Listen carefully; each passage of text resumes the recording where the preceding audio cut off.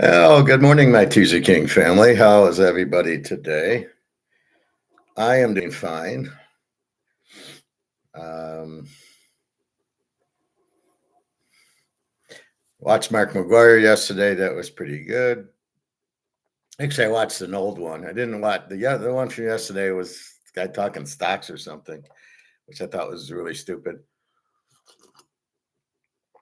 But I watched the one from 2 weeks ago, and I watched the one from last week again, and I think it'll make us feel a lot better about gold and silver. And you can see my title.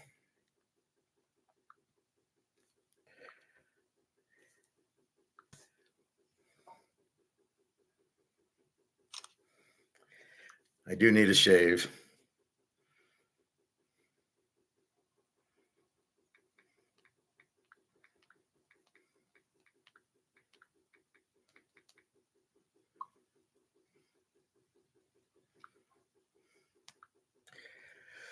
So let us look at our gold and silver, and then we'll get to sports, and then we'll get back to that. So apparently, what's happening, these countries need gold and silver. They need money. Their money's becoming worthless. So they need more money to buy oil uh, because that's how their economies work.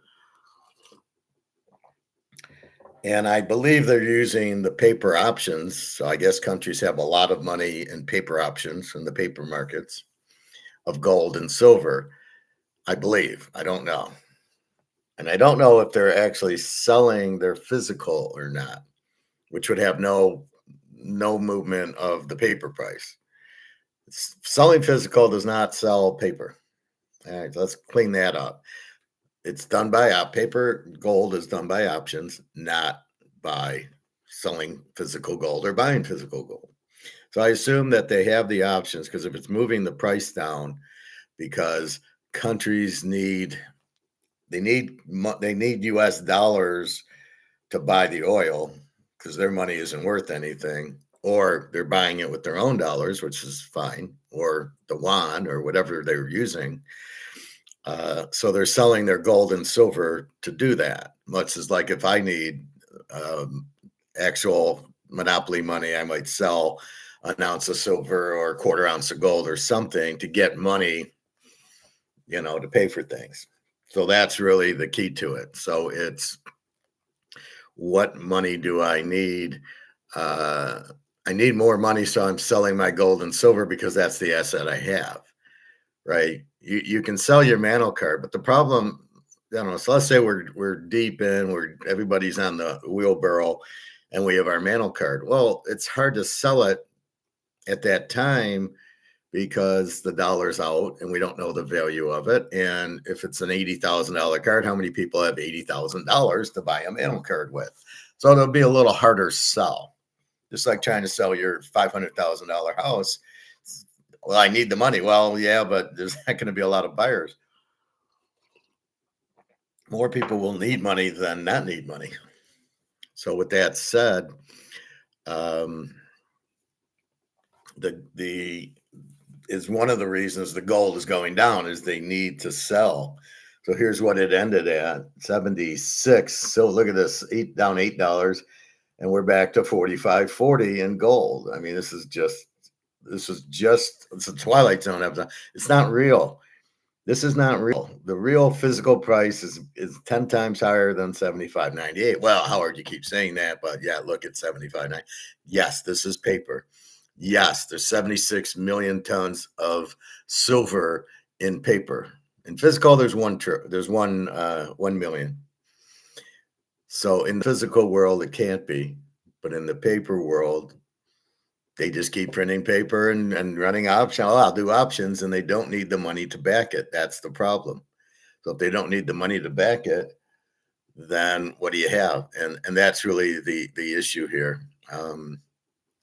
So the 76, really don't worry about it because you really don't know what the value of this crap is, right? Here's this. And what's the value of this? Well, we know $100,000 in this is worth 1,000, and I would assume it's the same in this. So these fives and ones and 20s and 50s really are not the value. They're just, it's just what it says on the top. Right. So it just says, oh, it's worth $100. And so you think it's worth 100, but what's the value of it? What can I buy for it? What can I get for the $100 is basically what your question is. And I'm saying it's worth, well, 100 would be worth $1, right? It's lost 99%. So that's really the key to it. So I need money. So I have gold and silver, but I'm jumping into physical gold and silver, and I'm not selling that. So when these countries need oil and they sell their gold for money, they're using paper. And so now you have the sales going on in COMEX, I imagine, dropping the price. So I'm not really sure how that works as far as, well, I guess if there's more shorts, the shorts are knocking the price down. So they must be selling their gold and silver on COMEX because the charts look exactly the same. And so then they get the money and then they can buy the oil because the oil is more expensive. And when they do that, just a second, what is this noise?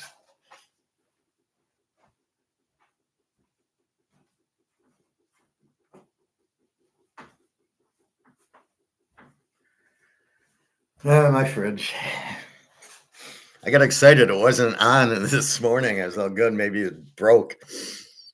Um, so anyway, that's the key to it. There's sales of oil, and we'll watch. Mark McGuire kind of explains it a little bit more, but just that they lead to it. They lead to that being why the price is going down. Also, the dollar is stronger than, I guess, Turkey's money was gone. And so they had to get US dollars to buy oil. So they had to sell gold and silver for that, things like that. So that's more the reason why why the gold and silver price is going down, but it's all paper. So nobody's really selling physical. And because this is a paper thing, COMEX, and nobody really wants it, I don't know why it hasn't blown up yet, but Mark McGuire answers that because I asked him that question. Like you can ask questions on Mark McGuire. If you go down, there's a link. I says, why the hell is COMEX still there? I said, it's COMEX. Shit, why do we keep saying gold and silver are going to go up, and yet COMEX is still there? Why is COMEX still there, and why is the prices still going down if it's supposed to be going up now? If it's supposed to be gone? So I think he answered my question, but he didn't give me credit for asking the. Like sometimes they'll show the guy asking the question, but not this time. I was a little too rough for him, but he did answer the question. So we'll take a look at that. Anyway, don't be alarmed. China is buying the shit out of it. And I assume Russia is now because Russia is making tons of money because the raised oil price is good for Russia. Because they're the ones who have oil that they can sell to the Chinese and Japanese and everything. So again, we're back to 76. Again, how the hell do you go down $9 and then 45.40? But it seems to stop at the 45.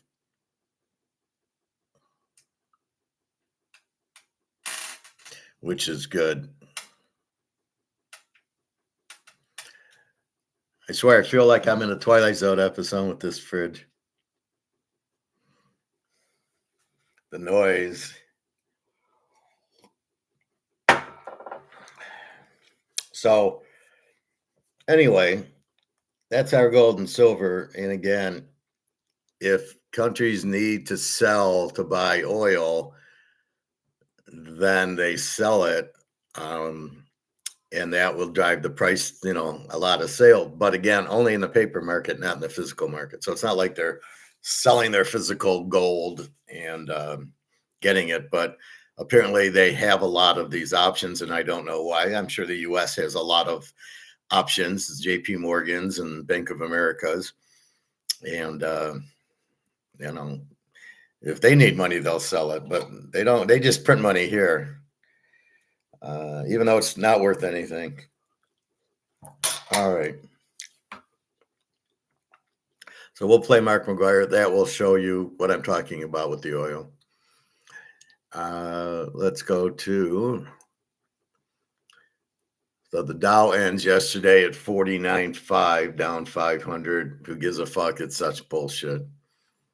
I mean, some of this stuff's meaningless. And let's go to the NBA. Detroit wins 115-94. I am a little stunned, but I hit San Antonio 126-92. So we break even there. Cleveland at home, I can't believe they got killed like this. Detroit, see, what's confusing me with Detroit, if they're this good, why did they lose game 5? And then their backs against the wall. The backs against the wall were game 5. They had to win. Now they go to Cleveland for game 6, and Cleveland should win the game. And yet they don't. And so you're like, what the fuck? So Detroit's really a confusing team because I don't really follow them. I just sit there and I'm watching what they're doing, and they look pretty bad.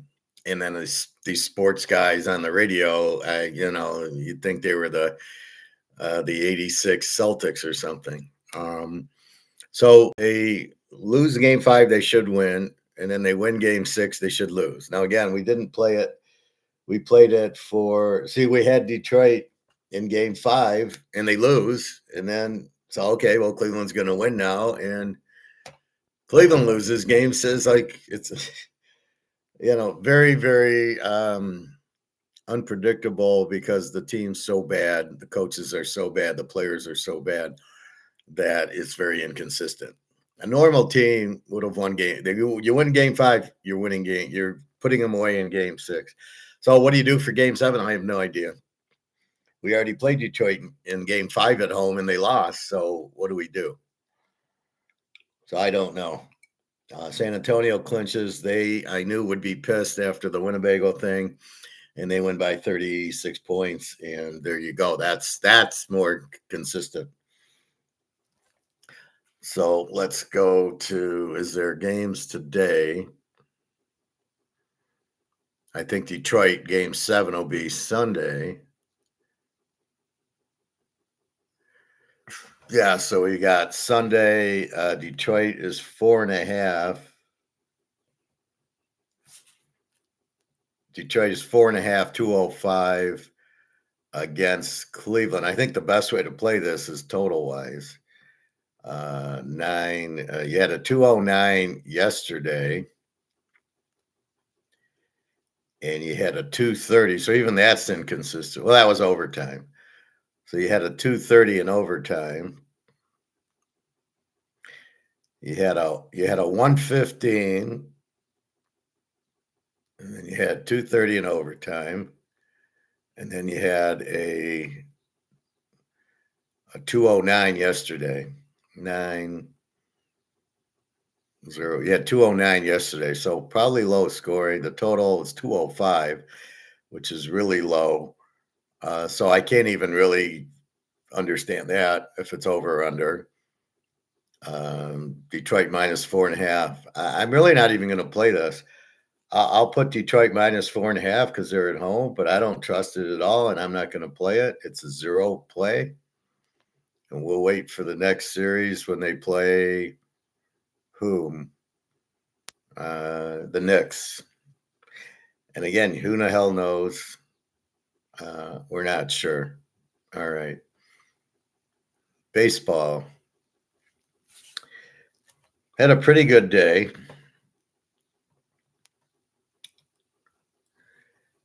Let's look at it. So we start off with Pittsburgh to win. They lose 11-9. They blow a 7-1 lead.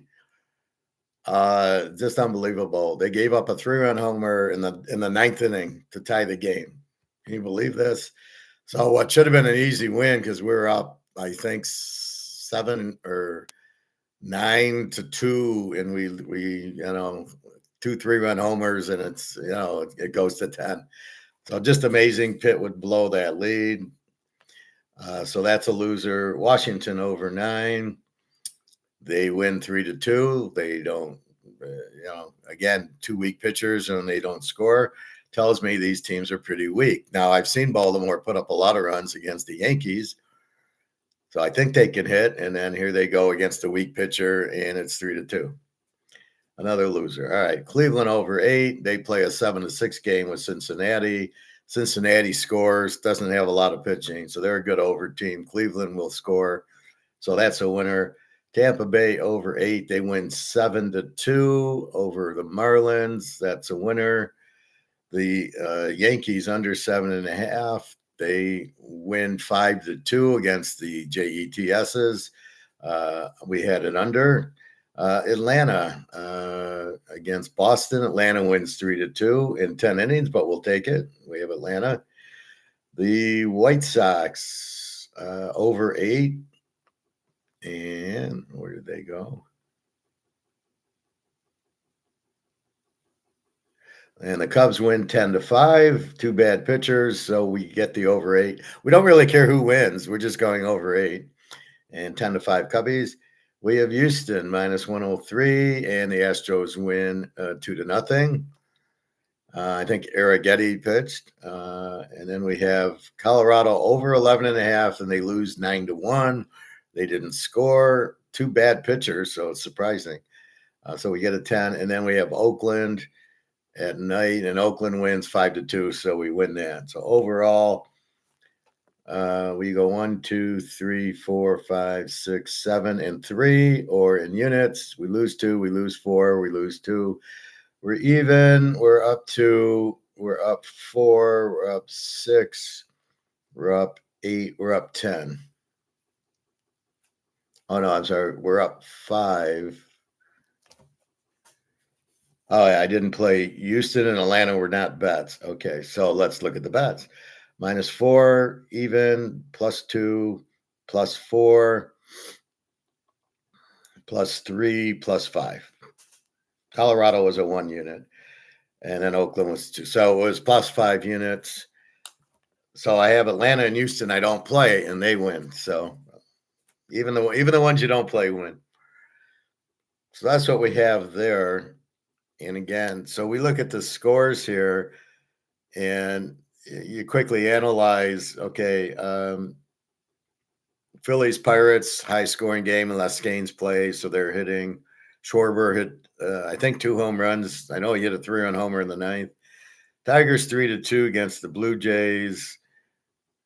And these were not good pitchers, so, these teams are not hitting. Washington, Baltimore, these teams are not hitting.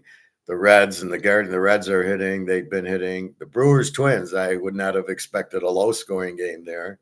I did not play that game. But a 3-2 game, I doubt the Aces were pitching, so you get curious there. The Rays 7, the Marlins 2.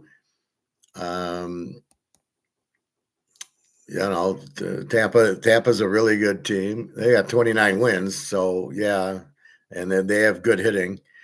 Atlanta, Boston's just not hitting, but Atlanta won 3-2. They lost with Chris Sale, but they won yesterday. The Yankees 5-2 against the Mets. You had 2 good pitchers going, so that makes sense. The Cubs, White Sox 10-5. The Cubbies are hitting. They got good hitting team this year. Houston, Texas, neither team are hitting. The pitchers weren't that good. I would have played the game under. So there we go. The Cards 5, KC 4. I know the Cards have a good hitting team. Arizona 9, Colorado 1. Arizona can hit. Colorado, let's take a look at Colorado. Let's try to figure this out. So we go to the box score and we see their lineups. And this is, let's go to Colorado. So we look at the lineup. 230, okay, there's a 300 hitter, a 240 hitter, a 270 hitter, a 318 hitter, a 277 hitter, and then we got 225, 203, and 221. Oh, I love the pinch hit. So my shortstop's hitting 203. I pitch hit him with the guy who's hitting 0. Yeah, I really think he's going to get a hit. Yeah, but I can't, I mean, this is how stupid the league is. You're using a 0 hitter to pinch hit. Oh, I'm sure he'll get a hit because he's hitting 0. Unbelievable. So they have 1, 2, 3, 4, 5 hitters.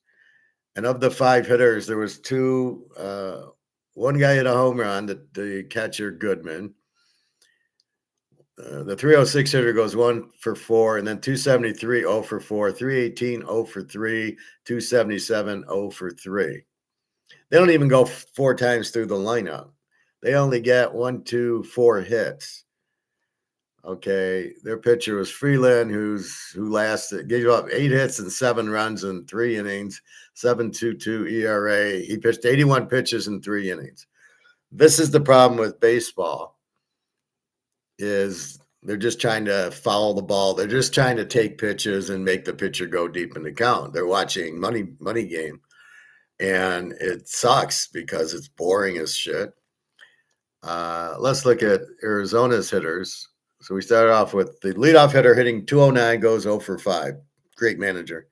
Then they go 271. Then they go 217. He goes 1 for 5, and then 279. The third baseman, I don't get it. He goes 1 for 1 and 4 walks with your 279 hitter. Yeah, I probably don't want my cleanup hitter getting 4 walks. No, walks not as good as a hit. Then I got 347, and the guy goes 4 for 5. Very good. I got a 200 hitter. Okay, I got a 220 hitter, a 265 hitter, and a 273. So they're pretty loaded, Arizona. 1, 2, 3, 4, 5. My only curious is their last 2 hitters are 260 and 270. And why are you batting them 8th and 9th instead of like the leadoff hitter? Probably should be the guy hitting 273, not the guy hitting 209 going 0 for 5. Just me. My batting order, I'd start off with the 273 hitter, then I got 271. I killed the 217 shortstop. He's down in the lineup. Then I got 265, 279, 347. And then at the bottom, I got 200, 152, 209, and 217. I don't want them batting as much as my 300 hitters or my 270 hitters. That's the whole point. You bat the 270 hitters. You want them up at the plate. The 273 hitter is only up 4 times. They did go 5 times through the lineup until to the 8th hitter. So 265 batted 5. But my 273 hitter's only up 4 times, and my 209 leadoff hitter's up 5 times. What the hell is wrong with that? So I don't know. Colorado certainly has enough hitters, but when you got bad management, it's tough. All right, so let's look at today's games. And for that, we need covers because we need to look at the pitching.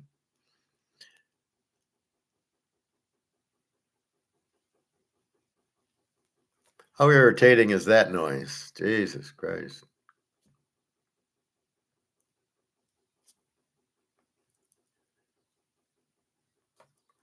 All right, we're at May 16th already. And we got Detroit 108, 8.5. They start at 110. We're only at 11, so you got 2 hours. We got Casey Mize. He's been injured, so I doubt he goes more than 4 or 5 innings. Goes against M. Flaherty with a 9 ERA for Toronto. Detroit, probably the worst managed team in sports. Let's see. So today's 5/16. This Tiger manager is just an idiot. Oh, well, we got to pull him after so many pitches. Oh, we're going to pinch hit him because he's a lefty. He's my best hitter, but I'm going to put this righty in who's hitting 0-22 because it's a left-handed pitcher. Oh, my God. That's why you look at batting averages, not walking. And I'll tell you, the biggest problem I see in sports is boredom. I was watching a thing on the NBA, and we'll get to the game in a second. I'm watching a thing on the NBA, and it's boring. Everybody shoots 3-point shots. Well, I really don't want to watch boring. I want to watch excitement. Magic, Bird, Isaiah, Jordan. Kobe, and you're giving me a bunch of horse shit. You're giving me, let's put up 83 pointers in a game, and we're going to miss 70 of them, but we're going to keep shooting them. What is that? So, how boring. I mean, I can watch 5 minutes of it. Maybe, I don't know. And then I hear all this, these flops. This MVP of the league, Shea, and he's flopping all the time. And the refs are calling the flops. I mean, this is what is a joke. At least in WWF, they flop. They sell the move. They sell the figure four.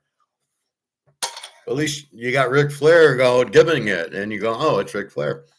So even though they're selling all the moves in wrestling, it's Ric Flair, it's Hulk Hogan, it's Ricky Steamboat. I mean, it was guys that you like to see them, and that was it. So it was a very good thing. Not in basketball. Basketball's got to be real, and if these guys are flopping, that's a joke. It's not a sport anymore, and it's a flop, and they're selling, and who cares?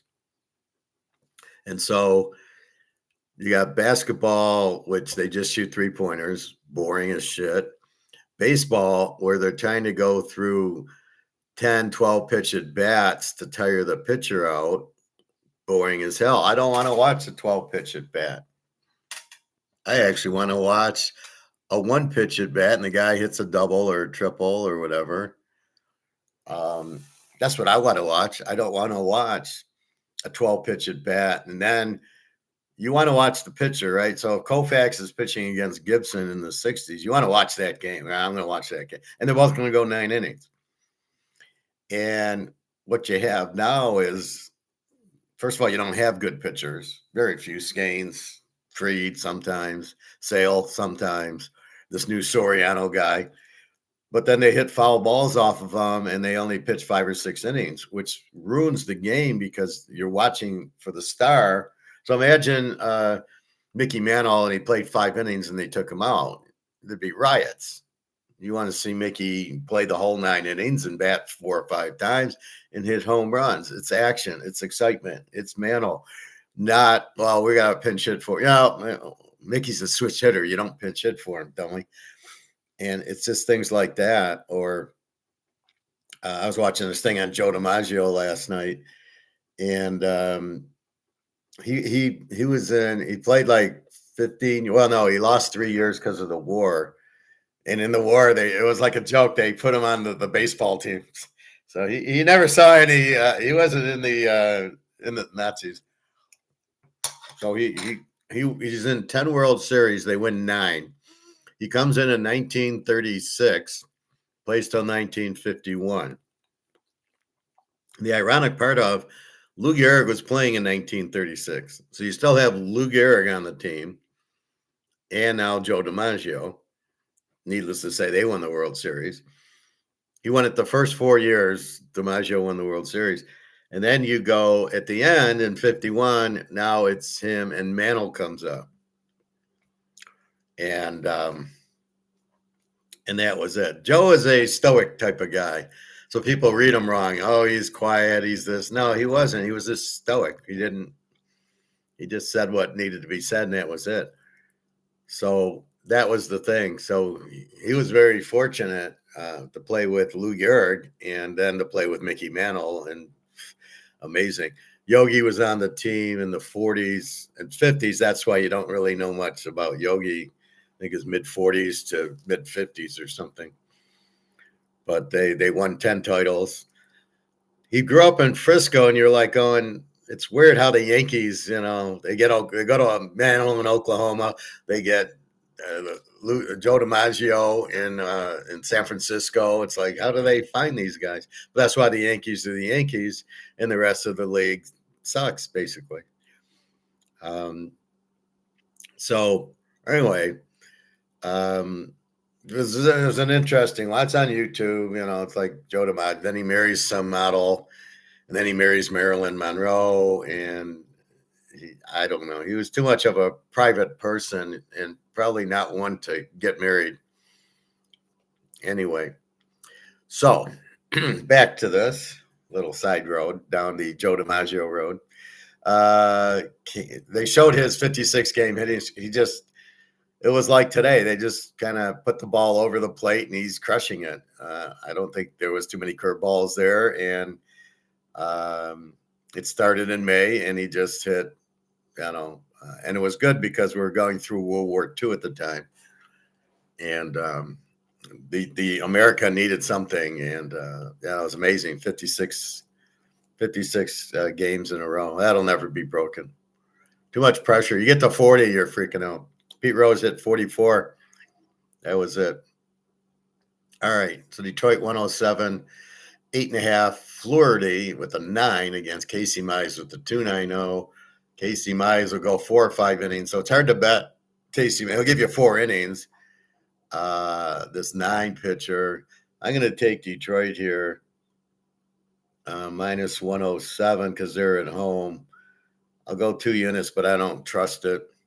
But Flaherty's so bad with a 9 ERA. What's he doing in the league? KC goes to St. Louis. St. Louis won 6-5 yesterday. It's one of the reasons I looked at the scores yesterday carefully. I want to see who's hitting and who's scoring. St. Louis can hit. They're minus 114, 7.5. Cameron for KC, 5.66. Lehigh, 4.38. And this doesn't make sense if we're playing poker. The over under 7.5. No. We're going over here. St. Louis, good hitting team, over 7.5. And I mean, I'm going to make this 3 units. I'm sorry. You got a 4.38 and a 5.66 going. You played a 5.4 yesterday. St. Louis can hit. It's in St. Louis. 7.5. No, that's a mistake. So we'll go 3 units. Arizona, Colorado. Now we saw Colorado with all the hitters and they got 1 run yesterday. Arizona's 136 and again 11.5. Rodriguez for Arizona 225. Sugano for Colorado 407. I'm going to take Arizona here, and I will lay 136 in the event and go 2 units. Philadelphia and Pitt. Pitt blew a 6-run lead in the 8th inning and the 9th, and they gave up 3 runs, a 3-run homer in the 9th. How do you do that? Schwarber, maybe you should walk. Oh, wait, Bryce Harper is up next, so you can't really walk Schwarber, but I'd pitch very carefully to him. But then you're worried about Harper hitting a grand slam. So, yeah, you're pretty fucked at that stage of the lineup. Maybe you shouldn't have put the first 2 guys on base with Schwarber and Harper coming up. Maybe that would have solved it. Philly 159, 8.5. We got Sanchez, 2.13 ERA for Philly. Chandler 4.62 for Pitt. Pitt can hit.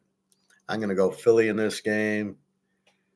I like Sanchez. I like the way Schwarber hit 2 home runs yesterday. Bryce Harper had a big day, so they're cooking.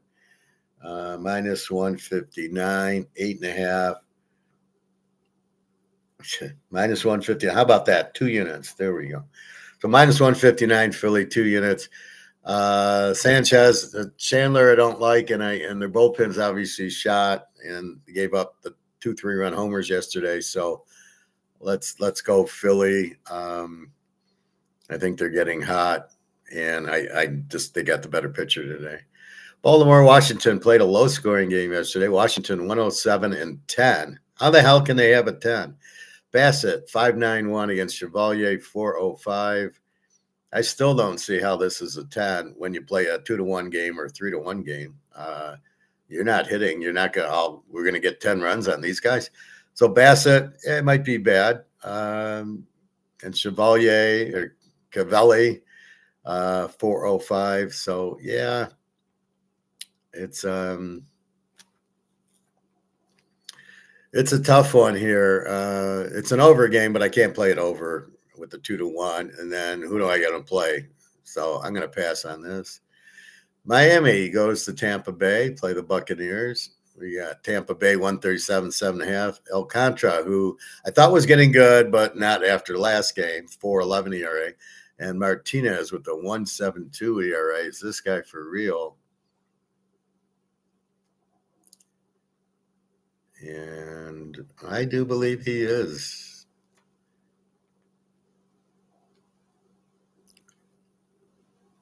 Yeah, 6 innings, 7, 8.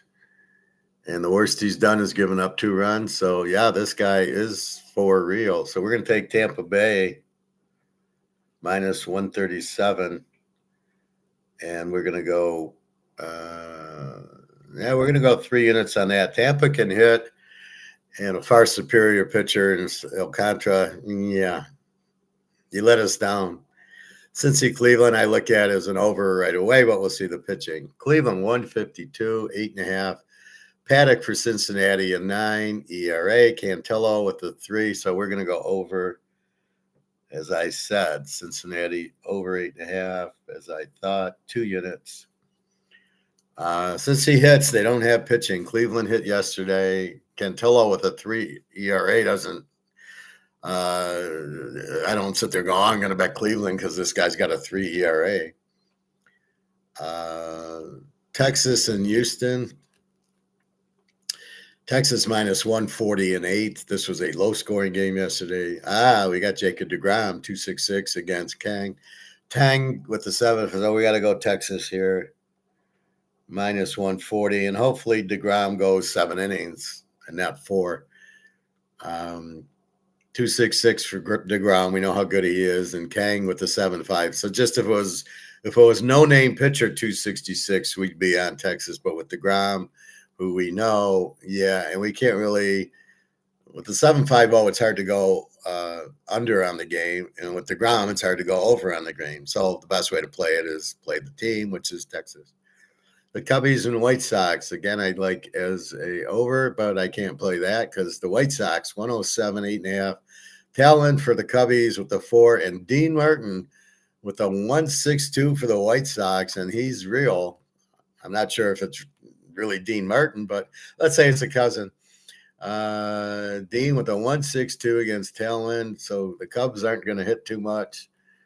The White Sox, we're going to have to go with Dean Martin. We'll go, they're minus only 107, 2 units. I love the game over until I see Dean Martin with the 162. Then you can't. They're not going to hit him. Well, figuratively, they shouldn't hit him. Milwaukee, Minnesota. Milwaukee minus 117, 8.5. We've got Henderson from Milwaukee, 4.15 against Prelip for Minnesota, 3.32. Should be over. They played a low-scoring game yesterday, so I'm not going to touch this. If this game doesn't go over, then I don't know. Then I don't know what will. The Yanks and the Mets. We got the Yanks minus 117, 8.5. Rodon, 6.75 against Brazoban. And this is only 8.5. Are you kidding me? So we're going to go Yankees over 8.5, and we're going to go 3 units. Another one that makes no sense. You got 2 terrible pitchers, and you only got 8.5 with this team. That's crazy. Boston, Atlanta. We got Atlanta minus 125, 7.5. Tolley, 205 for Boston against Elder, 183 for Atlanta. And you know what I'm doing. I'm going Boston under 7.5. It was low scoring yesterday. A 205 and a 183. Not a lot of runs. We'll go 2 units on Boston under. San Diego, Seattle. Now we're on the West Coast. Seattle minus 161 and 7. We got Ferris Bueller, who sucks, 5.25 against Gilbert, 3.78. Again, I got to go over here. It makes no sense that this is such a low. The total 7. I got a 5.25 pitcher who sucks and a Gilbert with a 3.78, and I'm gonna have a 2-1 game. In what world am I gonna have a 2-1 game? I love analytics. We make a lot of money betting against it. So that's over 7. I mean, come on. The Dodgers and Cal, the Dodgers won 6-0, although their pitcher didn't pitch, who we thought would pitch. The Dodgers minus 131, 8.5. Roblisky, 202 for the Dodgers. Soriano. Oh, this is the ace. Soriano, 167. This will be an under. So we're gonna go LA under 8.5, and we're gonna go 3 units on this.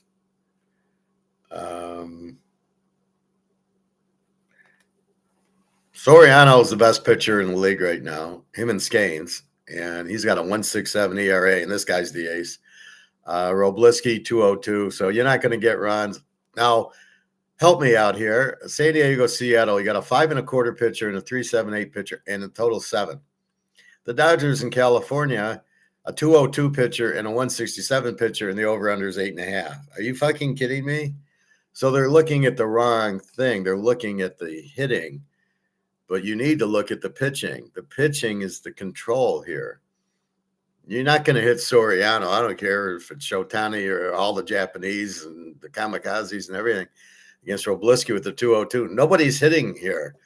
This is going to be 0-0 into the 7th inning, and you got 8.5. This is the problem here. It's a 7 in San Diego, Seattle with the two terrible pitchers, 2 aces going, and you're at 8.5. What the fuck? So I'll go under in that game, and that's 3 units. The 49ers and the Raiders. We got John Brody going today against Ken Stabler. Or it could be Daryl LaMonica. We're not sure. Oakland minus 129 and 10. Tim McDonald for the Niners.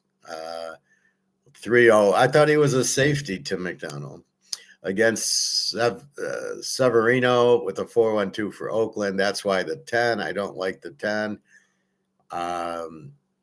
I'm going to have to leave it alone. I like Montana, but I'm not going to go with John Brody. Too many interceptions. And Severano with the 4-1-2, I can't bet that. I'm leaving this game alone. I have no idea what to do with that game, and I'm not going to play it. And you can't make me. I don't want to. I don't want to. I don't want to. All right, let's go through this. We got Detroit, 2 units. St. Louis over 7.5. That's a 3-unit play. Arizona minus 136, 2 units. Philadelphia minus 159, 2-unit play. Tampa Bay minus 137. This is a 3-unit play. Cincinnati over 8.5, 2 units. Texas minus 140, 2 units. The White Sox minus 107, 2 units. The Yankees over 8.5. This is another 3-unit play. Boston under 7.5, 2 units. Seattle over 7, 2 units. And the Dodgers California game under 8.5, 3 units. And I'm going to highlight the 3 units. So the 3-unit play, St. Louis, Tampa Bay. St. Louis over 7.5, Tampa Bay. The Yankees over 8.5, and the Dodgers under 8.5. They will not hit Soriano. No way, no how. Ain't going to happen. You pitch 8 or 9 games, and you got a 1.62 ERA. Yeah, that's a real ERA. You're not hitting this guy. That's the equalizer, right? You have Shotani, put him against Koufax. He ain't hitting him. Putting against Bob Gibson. He's going 0 for 4. The pitcher wins those battles every time. So that'd be baseball. We're not even betting Game 7 tomorrow with the Pistons. We're taking them because we don't know who they are. They lose Game 5, a game that's a must-win game. They win Game 6, a must-win game for Cleveland, and now here's a Game 7. And I have no idea.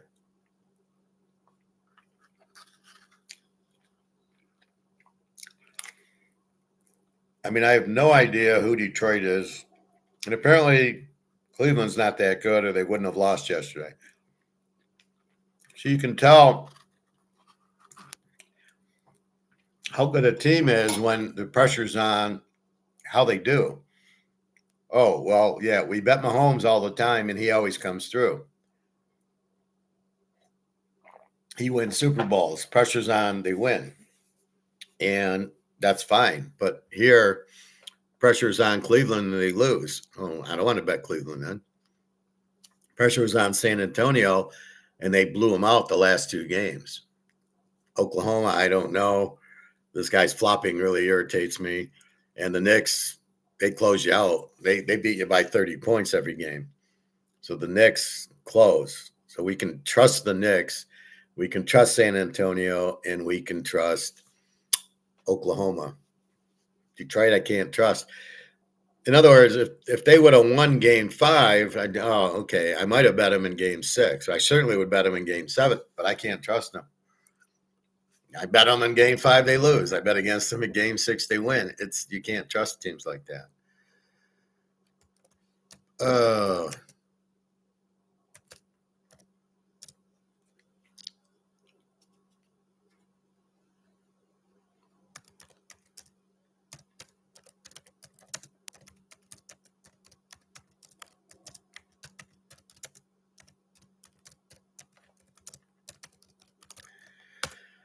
Okay, so the football, I don't know. I thought the schedule was coming out, and it's not coming out. And then we see some of it come out. We see these, for some reason, they're making a big deal about these games in other countries. I'm trying to figure out is why.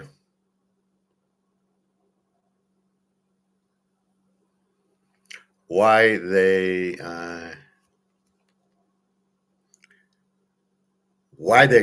going to that. In other words, what was I watching? I don't know. I was watching something, and they expanded, and it generated sales and everything. But I don't understand, like San Francisco playing the Rams week 1 in Australia. I don't. What's the point of that? It's not like Australia. Either they know about football or they don't. And if they don't know about football, this ain't going to help. And if they know about football, they already know about it. What are you trying to generate by having this game in Australia? This I don't know. John C., fine. I am fine. Notice my glasses got fixed yesterday. So I took them back to the store where I bought them at. They were able to bend them back.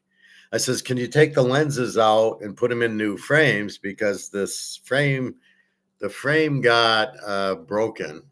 And these are not screw ends. These are like cable in there. It's really stupid. And so they say no. And I'm like, what do you mean no? Can't you put in these lenses in new frames? Like, they can put men on the moon. Well, they can't really put men on the moon. We can fly. We have jets. We have AI now, and you can't take the lenses out.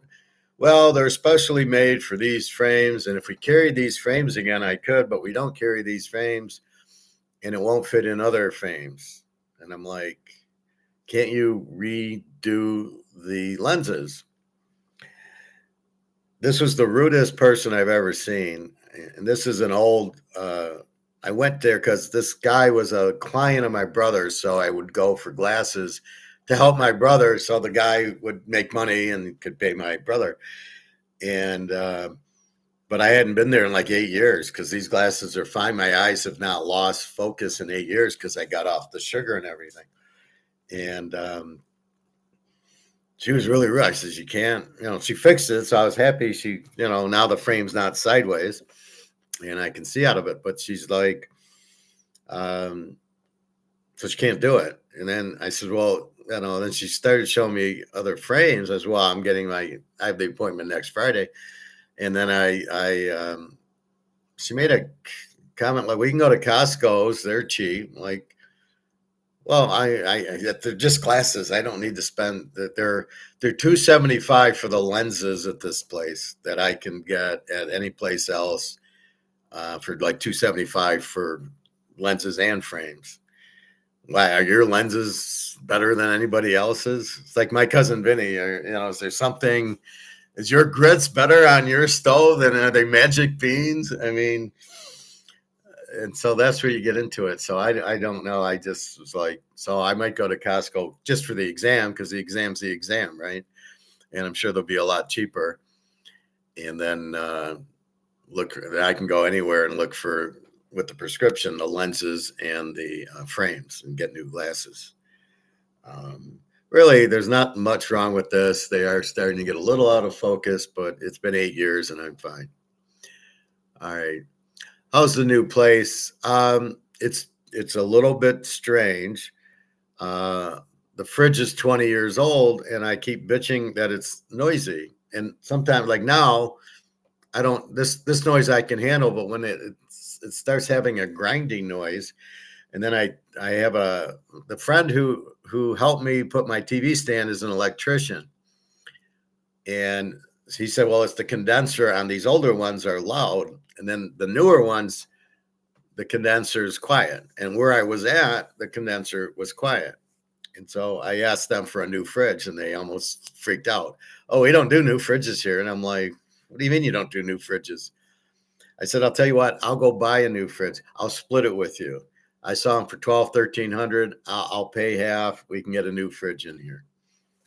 So that way it's only costing you $500-$600. And then I'm even saying I'll buy it, because at this point it's a Twilight Zone episode. The silence is worth more than the money. I will gladly cash in a half ounce of gold and buy a new fridge than listen to this shit. It was actually off in the morning. I was shocked. So I get out of bed and I don't hear the fridge. I thought it was broken. Maybe I was hoping. Well, then I'll get a new fridge. Then there's the other option. I got a half-size microwave, but it's fine. I mean, I can put like if I want to put a cup of coffee in, or I go to barbecue or Chinese and then I want to heat it up, because on the stove, it's hard. You got the frying pan and everything. And so you're trying to do that. And so you have all that, and so I'm thinking, well, I can buy one of these fridges that you put in your garage. They're not the full fridge, but do you really need a full fridge if you're just by myself, or if Alyssa comes over? I go, well, we got milk, we got eggs, we got butter, my lemons, my veggies, and my fruit. And that, it would fit into one of those fridges. And then the freezer, I just have my chicken and steaks that I buy on sale at the meat grocery store and just shove in for a rainy day. And I need ice, and I got some frozen vegetables in case they don't have any, we don't have any food in a few months because the fertilizer not going through. But basically, do I need this big of a fridge or freezer for myself? You don't really. So I could get it much cheaper if I just bought like the, half fridge, and then the freezer section separately would probably give me enough, provided they don't make noise. So again, I'm waiting to hear, because I said I need a newer fridge. I was talking to one guy at the pool. He says, well, get it after 2021. And after 2021, the condensers are much quieter. And where I was at my old apartment, the condenser, I never heard the fridge, but it was brand new. They gave me new appliances when I moved in, a new fridge, a new oven, and a new washer dryer. So all that, I remember my washer didn't work. You'd run the cycle and then you pull your clothes out and they were soaking. It didn't like drain everything out. So they gave me a new washer. It took a couple of weeks, but I did get it. But I've never heard of an apartment not giving you new appliances. The oven's 25 years old, but it works. I cook chicken and hamburgers in it, and I make my omelets and my coffee and my pita bread. So it works for that. That's fine. I don't really care. I'm not into the looks as much as the functionality. But the fridge, it's just loud, and it just continues to be loud, and it's just, ridiculous. So we'll see about that. Otherwise, I did get the TV stand built. I got the TV. I got all my files put away. I got my plates on my table now. I hung my Van Goghs and my Picassos, and I want to go to CVS and print off a few more Picassos to put on the wall. If only they were real. And that's it. So it's okay. I haven't got a shower curtain yet because I shower at the club, and I brought my shampoo now. So I shampoo at the club, and and I shower after swim, and I swim every day. So I really don't need a shower curtain. I really don't need a shower except for when I go to color my hair. So I might buy one, but I went to Walmart's and they look like shit. They were ugly. So I might try Target. And then Costco, I probably will try to go today or Monday to get the eye exam. But really, I went because I bent my flat frames, but they seem okay. So now that they're okay, I really don't need a new pair, but I will get one. But I can, wait. But it was terrible trying to get an appointment. I went to 5 different eyeglass places. Pearl Vision's closed Wednesday. They closed Thursday. So that's why I called the old place because I knew they'd be open. And I'm scheduled for next Friday. I didn't know about Costco. I would have went there right away. And to me, an eye doctor's an eye doctor, you know. So they would, the eye doctor would look at, he's just going to get the read on my eyes and go, oh, here's the next day, here's your vision. And that's all I'm looking for. And then I can get glasses there, or I can go to the other places and see. So we'll make that up. But the new place, it's okay. It's a little dark, and when you go at noon, and everything's light, and you don't notice anything, and you're just going, yeah, there's a fridge, there's a oven, and yeah, okay. It didn't have a microwave, which was surprising, but I guess I told the girl, who cares? It was a $50 microwave. I got it at Walmart yesterday. It's a Hamilton Beach, fine. It's I like all those heat, fine. I don't care. I don't worry about that stuff. So, but when I'm sitting on the couch watching TV at night, it's dark because this chandelier is like 30-watt bulbs instead of 60-watt bulb. So I asked her if I can get a new chandelier and I could have my electric guy who did my IKEA. He said, I'm an electrician, but I need work, so I'm going to do this stuff. And then I'm like, well, let's do this. Can I get a new chandelier? And it's already wired. So all I got to do is take off that and put in the new one. So I'm waiting to hear on that. And then I've asked for a new fridge or something newer that I don't hear the compressor, as I should not hear that. That's the big thing. There's the noise of the compressor is just, you just hear it. This is low right now, so this is okay. But I know I'm going to take my lemon out and put it with my olive oil in the morning, and that's going to start the fridge moaning and groaning. And you're at the point where you're like, well, I don't want to open the fridge or the freezer because it's going to start going. So that's what you have. And anyway, but otherwise it's, it's a living room. It's a bedroom. It's the kitchen. It's just the fridge that's an abortion, and hopefully they fix it. But otherwise, it's, I'm going to take this time to decide where I want to live. I could go to Florida. I could go to Texas. I could go to anywhere but Alabama, that's for sure.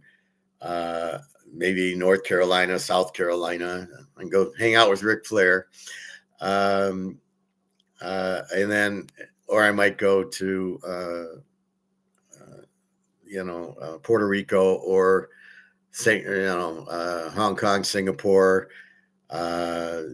testing how expensive things are there, because I'm basically retired and I got the gold and silver, which travels very well.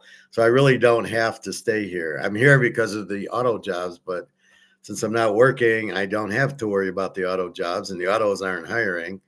I applied to GM for contract jobs like 3 times now, and I don't even get an interview. So it's really terrible. So I'm not really relying on, I got my Social Security. As long as I'm a U.S. citizen, I'll get it. I don't know how much longer Social Security is going to go because we're broke. They'll keep it going for a while, but the money's it's really worthless. And so I get worthless money. So thank you. But I get to pay rent and food with the worthless money that people take. So they'll keep taking it. It's just when we start getting the wheelbarrow that we start wondering. Anyway, so that's what's going on. It's, I kind of look at this. I had a nice house and I was married and kids, and then I got this, and I don't even care about it. My mind's thinking about other things. That's why I see I'm very being a thinker. I need quiet. I can't deal with hearing in a motor all day on a fucking fridge. When if we got a new one or a recently new one, I wouldn't have to worry about it. Anyway, let's look at this. So, what is the value of Frisco playing the Rams in Australia? What is the point? Does Australia not know about football? I think they do. Do they? What are they? You're not making money on the tickets. Is it whoever's doing the TV? Are they the ones paying you more? We're going to pay you $5 million to have that game, and we'll take it. Netflix or where I noticed Netflix is got like 5 games this year. Like I think I'll get rid of Netflix because the movies suck.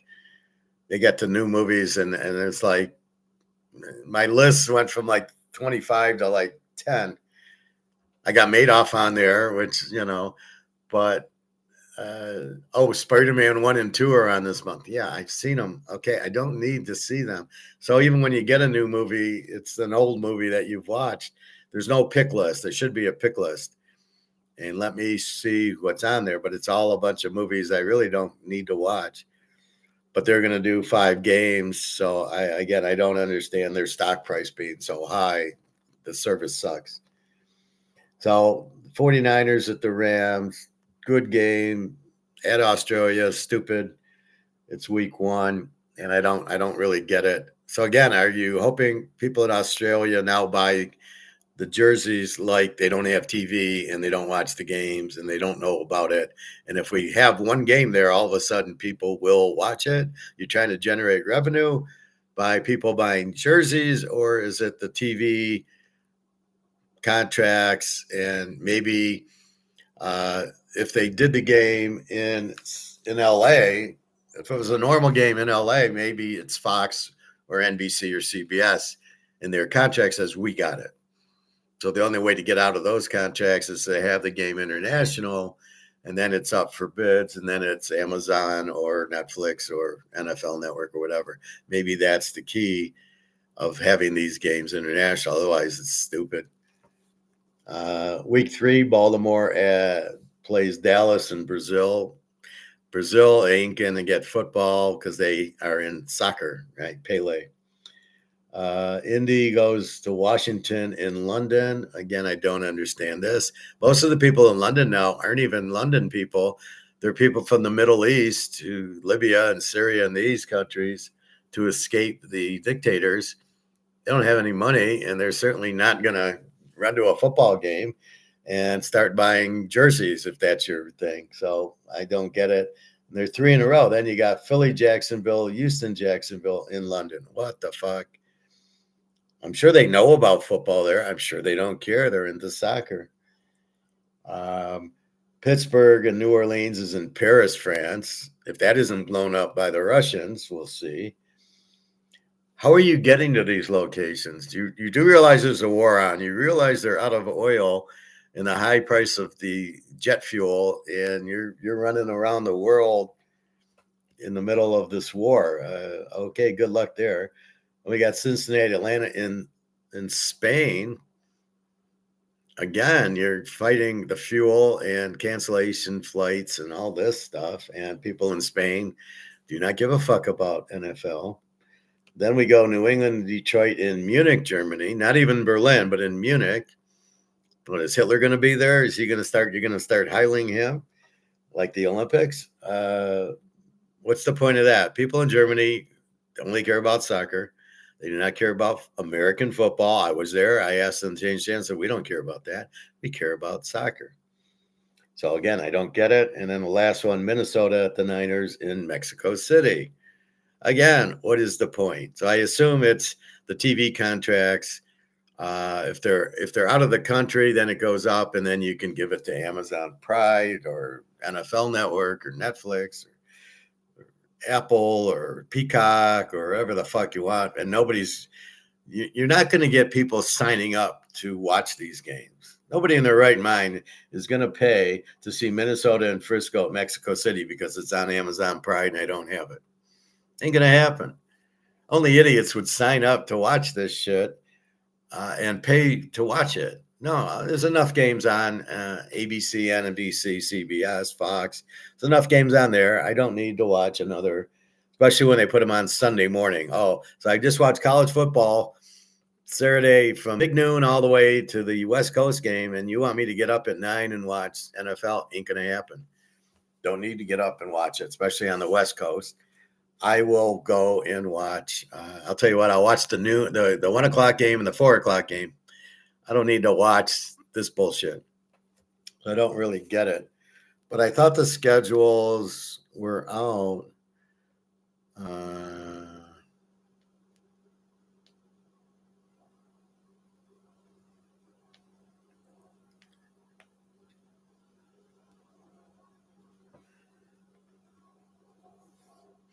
So there's a Wednesday season opener, Seahawks, I guess New England.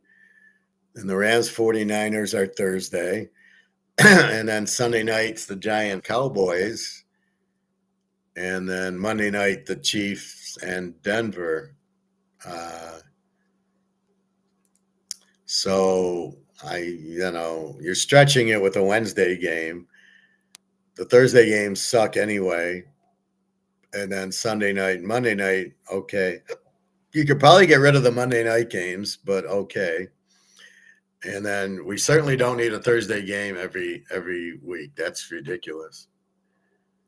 So where is the schedule release?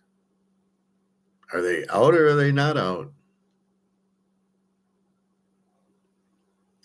Fans, the wait for the 26th is almost over. The official show is set for Thursday. Well, what the fuck are they talking about?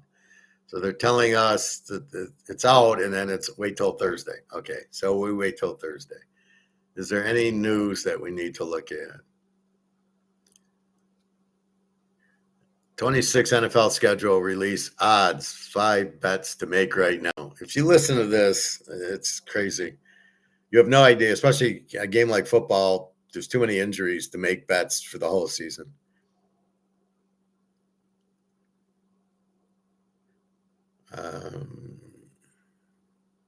NFL response to criticism from Donald Trump. Who cares what Donald Trump says?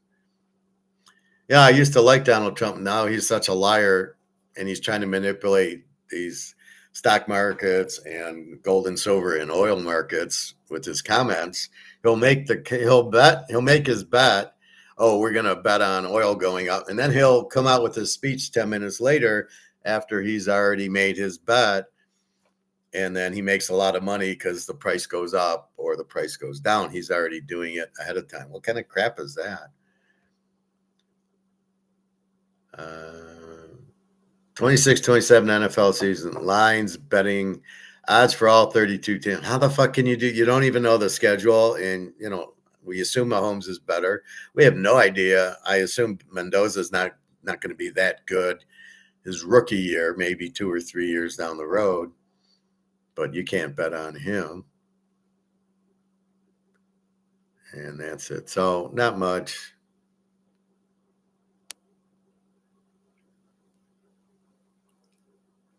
Green Bay Packers, NFL schedule, dates down. How can they have these schedule yet?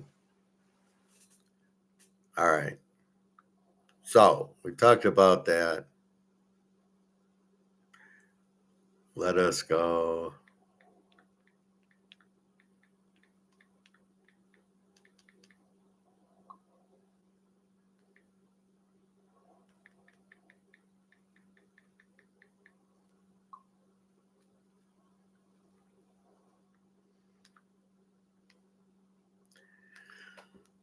So we can go to Mark McGwire.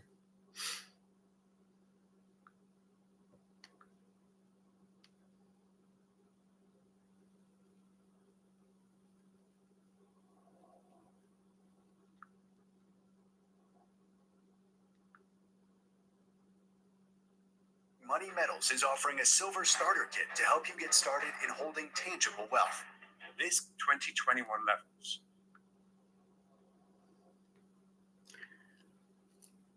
All right. So there's two Mark McGuires. There's one with London Paul, who we really like. When I watched it, but I watched it again last night and I go, yeah, it was very much of what's happening with don't worry about gold and silver, because you guys need to relax on that, as do I, that don't worry about the prices dropping. All right. So let's go back to London Paul.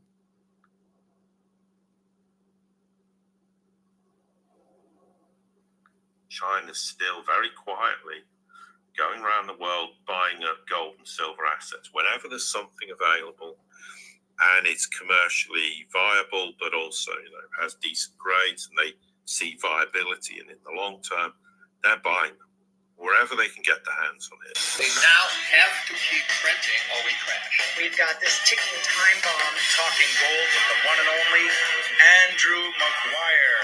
Welcome to Live from the Vault.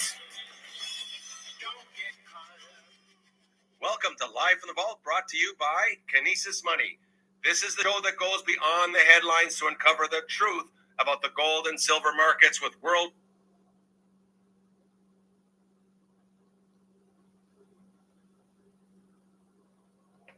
Countries in the Middle East, they've parked trillions of dollars in US markets. I know traditionally they bought enormous amounts of US treasuries. Well, if their economies are destroyed, they're going to liquidate those assets. They already have been, and not exclusively, because there have been other countries prior to this war liquidating US treasuries, liquidating dollar-denominated assets in the United States. But you would see enormous amounts of assets being sold, and it would be a fire sale, which would have serious ramifications for, obviously, the Western financial system, Western corporations, pension funds, the whole lot.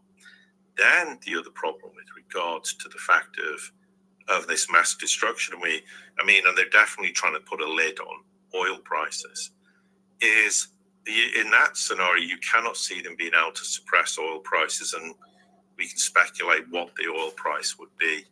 But if you said $150, $200 a barrel, I don't think you'd be that wide of the mark of where it would end up. Now, the ramifications for that, for the rest of the world or those who need to buy the energy, is going to be catastrophic, because energy is the lifeblood of every nation on the planet, as we know. Without energy, we would literally be in the Stone Age. But in that scenario, we're going to have enormous inflationary problems, because everything would suddenly cost 100% more than it does now, whatever percentage it is. That would also have huge ramifications for the Western financial system, not exclusively, which would then blow it up in entirety. And then that has this cascading effect of what it would do for corporations and then the wider economy. Because, if I'm suddenly having to go and buy a loaf of bread that costs twice as much, then all of a sudden everybody's standard of living would crater. And then you start to get into ridiculously high inflationary problems. And then we have to start asking the question, well, at what point does a loaf of bread cost X this week and X plus Y next week and so on? Then you may start to, and I stress may have, a crisis of confidence in the currency. Then that's when hyperinflation kicks in. There's a big difference between high inflation and hyperinflation. And hyperinflation is when the average person loses all confidence and says, well, I may as well buy something this week because it's going to be cheaper than maybe next week or next month or whenever it is. And so this knock-on effect is that in terms of what happens in that region, if Iran did do what it said it was going to do, never mind the existing economic problems, and we're going to start to have inflationary problems anyway throughout the world. But let's focus on where we are now, not diminishing how this affects parts of the world other than Europe or the United States or the UK. But this would then create this huge problem that would engulf the world to varying degrees depending on their exposure to the Western financial markets, to the Western economies, etc. This is where there's one of those strange, perplexing irony is that in all this, Russia's going to come out of this extremely strong because the United States has just very quietly said, well, let's remove sanctions on Russian oil because we need extra oil in the market. So Russia's profiting enormously from this. And we've spoken previously with regards to China's stockpiling enormous amounts of oil and gas. And there's finally recognition in the West of this. But the figures they're talking about are underestimated. It's probably at least 2 billion barrels of oil. We can't quantify how much gas they've stockpiled. And not necessarily because they thought there was going to be a war in the Middle East with Iran, but just on the basis that there may be a point in the future when we have to be prudent and take these measures and put them in place. And what they are able to do as a result of this is buffer certain problems countries are having in Southeast Asia because they're not getting oil and gas supplies from, obviously, the Middle East. But they're able to buffer that and help them with jet fuel and bunker fuel and diesel. And whilst it's not going to resolve all the problems, absolutely not, it will go some way to buffering some of the problems in that region. So, I mean, obviously, if the war drags on, then at some point, obviously, it's going to significantly impact China, not least because they're not going to sell their exports to the Western world, for example, because no one's going to be relatively buying them because we're suffering huge economic problems. So in a kind of very 30,000 foot view, that's kind of where we are currently. But what I would add is it's one of those things to get Western governments to understand the complexity of what's going on and to recognize the problem. It might shock people because everybody thinks there's a lot of conspiracy going on and they're all playing some game and they're all profiting as a result of this, but you would be surprised at the ignorance in the West of the gravity of what's unfolding. And a recognition that if this does escalate, we've got a serious problem now where we're kind of reaching the point where there's an acknowledgement we're going to have energy shortages. And because of a lack of fertilizers, and we have the growing season, which you can't move in history because you have to plant crops at a certain time of the year, then we start to get food security issues. And if in the West and everywhere else, for varying degrees in the world, we have energy problems, but we also have food insecurity, then you start to wonder what the societal impact is. And therefore, this is a problem that arguably is the worst problem we can potentially experience since World War II. When we had, for example, in the UK, because my parents told me about it, where there was obviously clearly food shortages, and I think food rationing continued until something like 1952, or quite literally. So we could be in that sort of territory again, and this is not something, Pete. So real quick, John C.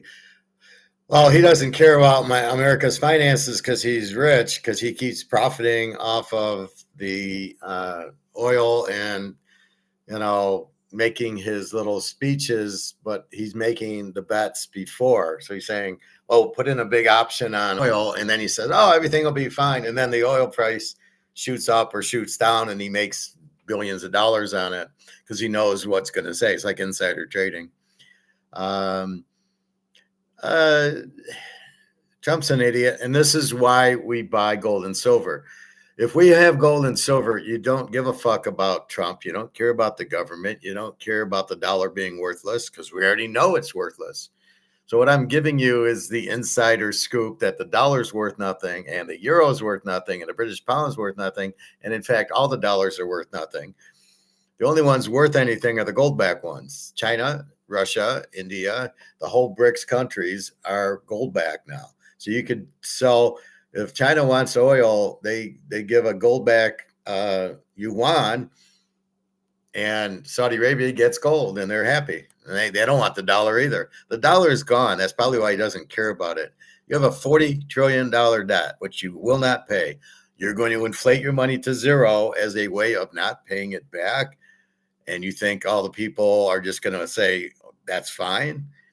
They don't want to get paid back in inflated dollars. So China is buying gold, and so is Japan, and so is Germany, and all the countries that are with the petrodollar are buying. They're buying gold. They don't want treasuries. The U.S. is broke. This is what I'm telling you, and that's why in gold and silver you're fine. Gold and silver cannot be printed, so they won't lose value. The value in the dollar is gone, and I taught you on value the other day. The value is worthless. You go to Kroger's with $100. You put 5 things in everything's $4. So you barely fill the bottom of your cart. You're at 120 instead of at 25. That's the value of the dollar being worthless. But gold doesn't do that. It keeps going up. And as I explained in the beginning, because people need dollars to buy oil because the oil price is going up and they don't have it. So they're dumping their gold paper, their gold shares, not the physical gold. And that's what's driving the price down. So a lot of dumping yesterday, apparently, which is out of our control, but it doesn't really affect the price. The physical price, we know what it is. They have this antivirus thing now. I don't know. I don't pay attention to that. I just stay away. I'm not wearing a mask. I don't care. But they're crazy people running. They're a bunch of in the U.S. and Britain. They're all Keynesians, right? These are Keynesians who don't understand gold and don't understand money printing, who are in charge, and they're fucking idiots.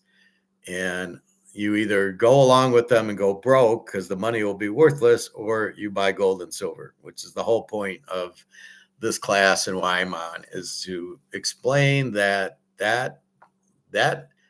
prevents you from being in the other camp. Oh, the dollar collapsed. Oh, yeah, we know the dollar's collapsed. Most people don't. So when it does collapse, they won't even tell you. All of a sudden, the wheelbarrows will start coming out, which is what happened in Germany and Zimbabwe and Venezuela and Rome and everywhere else. The dollar collapses because they print too much of it. And they've never learned that lesson, or they have, and they don't care. And they go, well, I'll steal it all. So I'll print it. And the printer steals it all. And he thinks he's protected until it's not worth anything. And then maybe they buy gold and silver. But that's the real key. All right.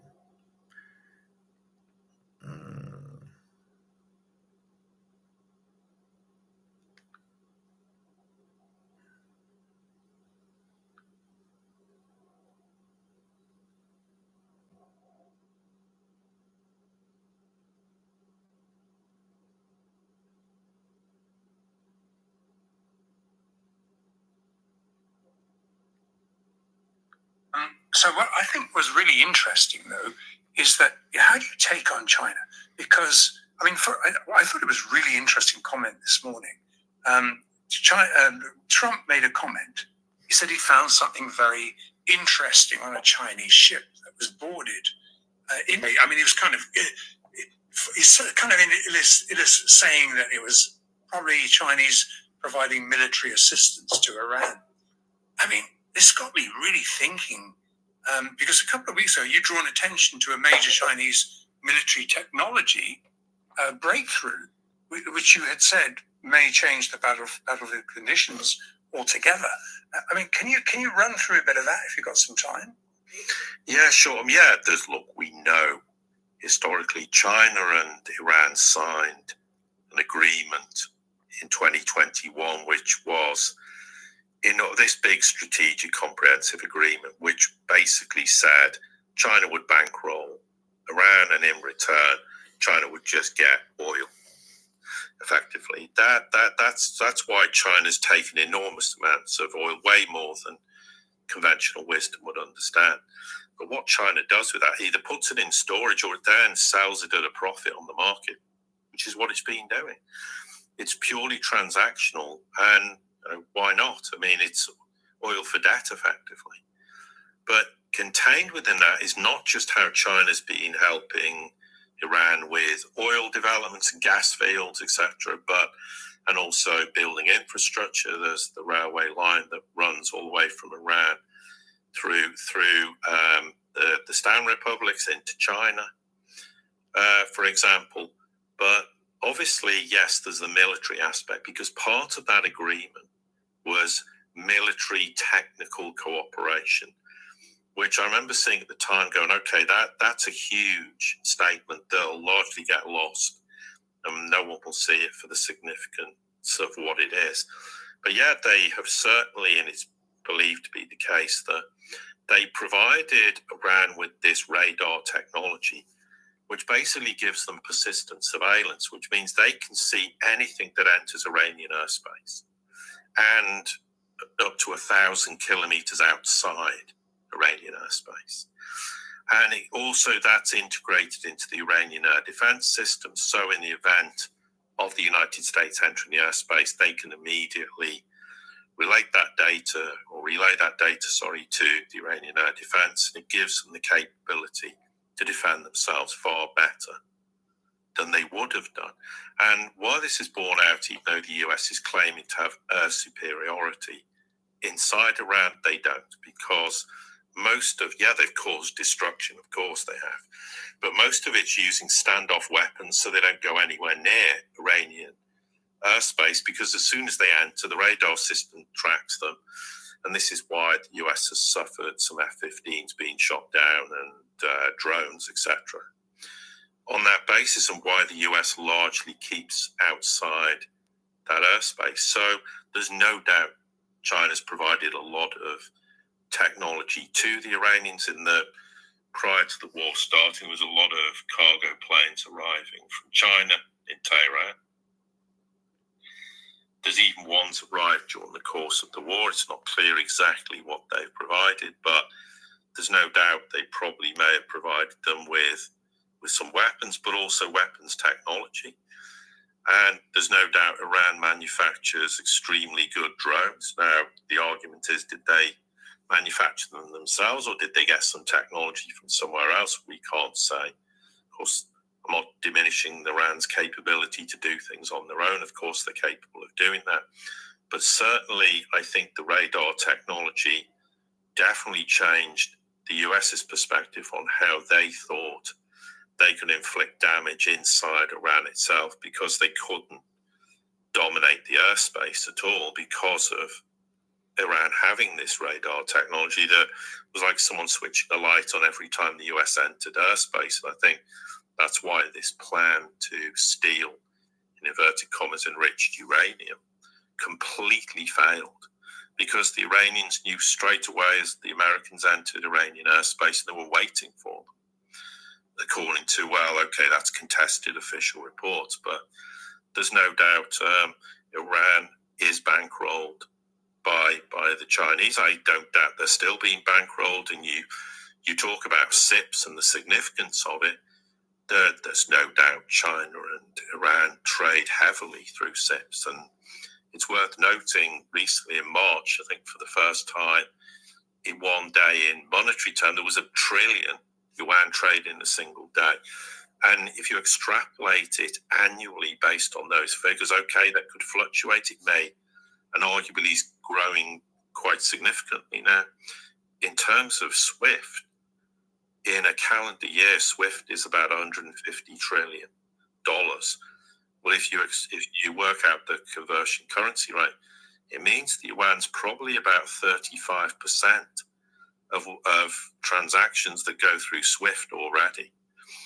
And SWIFT is clearly going to continue to decrease. We know based on dollar transactions that it's decreasing the amount of dollar reserves nations hold, whereas the yuan's increasing. So whilst we're not going to sit here and say the yuan's a world reserve currency, it's certainly, and I think finally the West is acknowledging, oh, we had it wrong because we always based our assessment on yuan transactions via SWIFT. Oh, hang on, that's actually completely incorrect. We need to understand what goes through SIPs, and they don't really have any visibility at all, clearly, and neither do the Americans for that matter. So we're relying on what the Chinese report, and of course some people in the West will say it's a gross exaggeration, but one could equally argue they're under-reporting it. because from China's perspective, they want the yuan to remain weak for now. They're happy for it to trade in the range, say 6.25 to about 7, maybe 7.25 to the dollar, but they don't want it at this point to be much stronger. So they don't want anything that would lend itself to the yuan, appreciating against the dollar too significantly. But we know China has vastly larger gold reserves than conventional wisdom would suggest. As ironically does Russia, but also Iran has huge gold reserves, which is not largely or well understood either. So are the U.S. invading Iran for their oil or their gold? You're bankrupt. You have a $40 trillion debt now, and you invade Iran.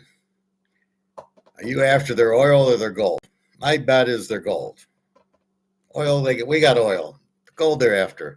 He just said they have a large part of oil, which we don't even count, or of gold. So when we look at the gold, we know China's got 80,000 tons, and the rest of BRICS probably 20 to 30,000 tons. Russia, India, Iran's probably right up there. Saudi Arabia is probably right up there. And so we start seeing this.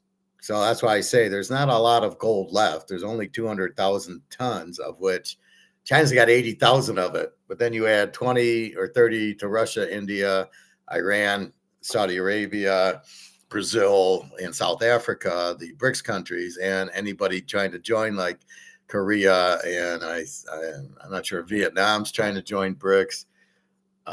Indonesia was joining BRICS. So you've got these countries joining BRICS, and they need gold because it's going to be a gold-backed currency, which is already, he just said, the yuan is now 100% 1-to-1 to gold. So basically the yuan is gold-backed currency. Gold to me is the reserve currency, but you don't even need it. Everybody will take gold.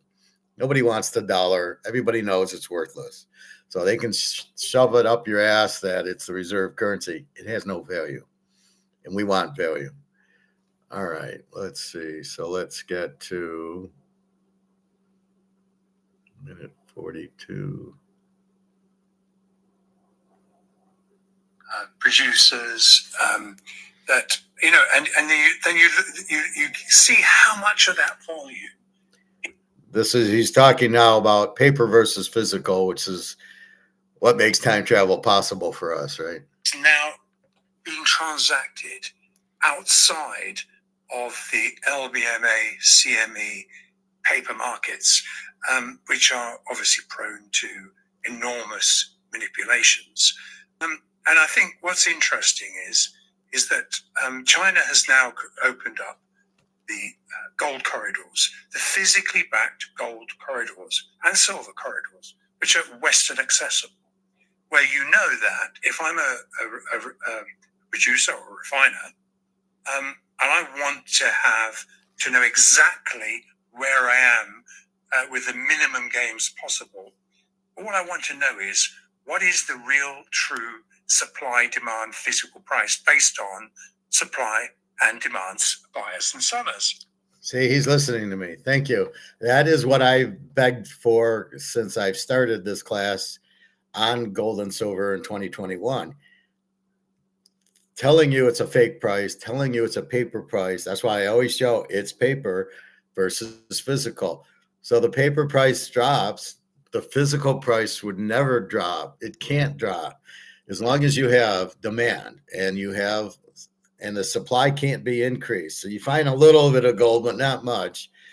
Okay, it was 200,000 tons. Now we're saying 220. All right, let's say 221. Oh, they found 1,000 tons. Okay, great. Price isn't going anywhere because you got huge demand. So a little bit more doesn't really matter. But it's the huge demand by BRICS wanting gold and silver that will raise the price if the supply stays. So demand goes up, supply stays, price goes up. How the hell is the price going down? Because it's paper.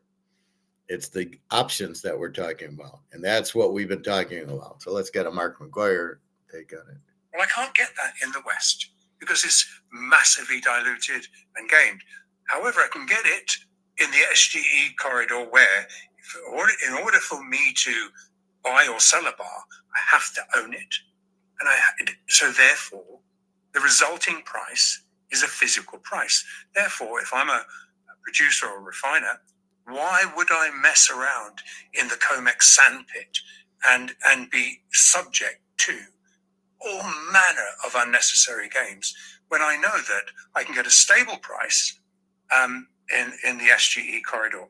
And even this even goes as far as silver, because while silver is not a high quality liquid asset, the point is, if I know that I can deposit my gold silver in a physically backed siloed environment where everything that's in there is physical, where it is definitely 100% dependent on the supply demand price, although somewhat influenced by outside forces, but nevertheless, once it's in there, I can actually now view silver essentially, even though it isn't a high quality liquid asset, I can collateralize that silver knowing within a band that I have a secure asset.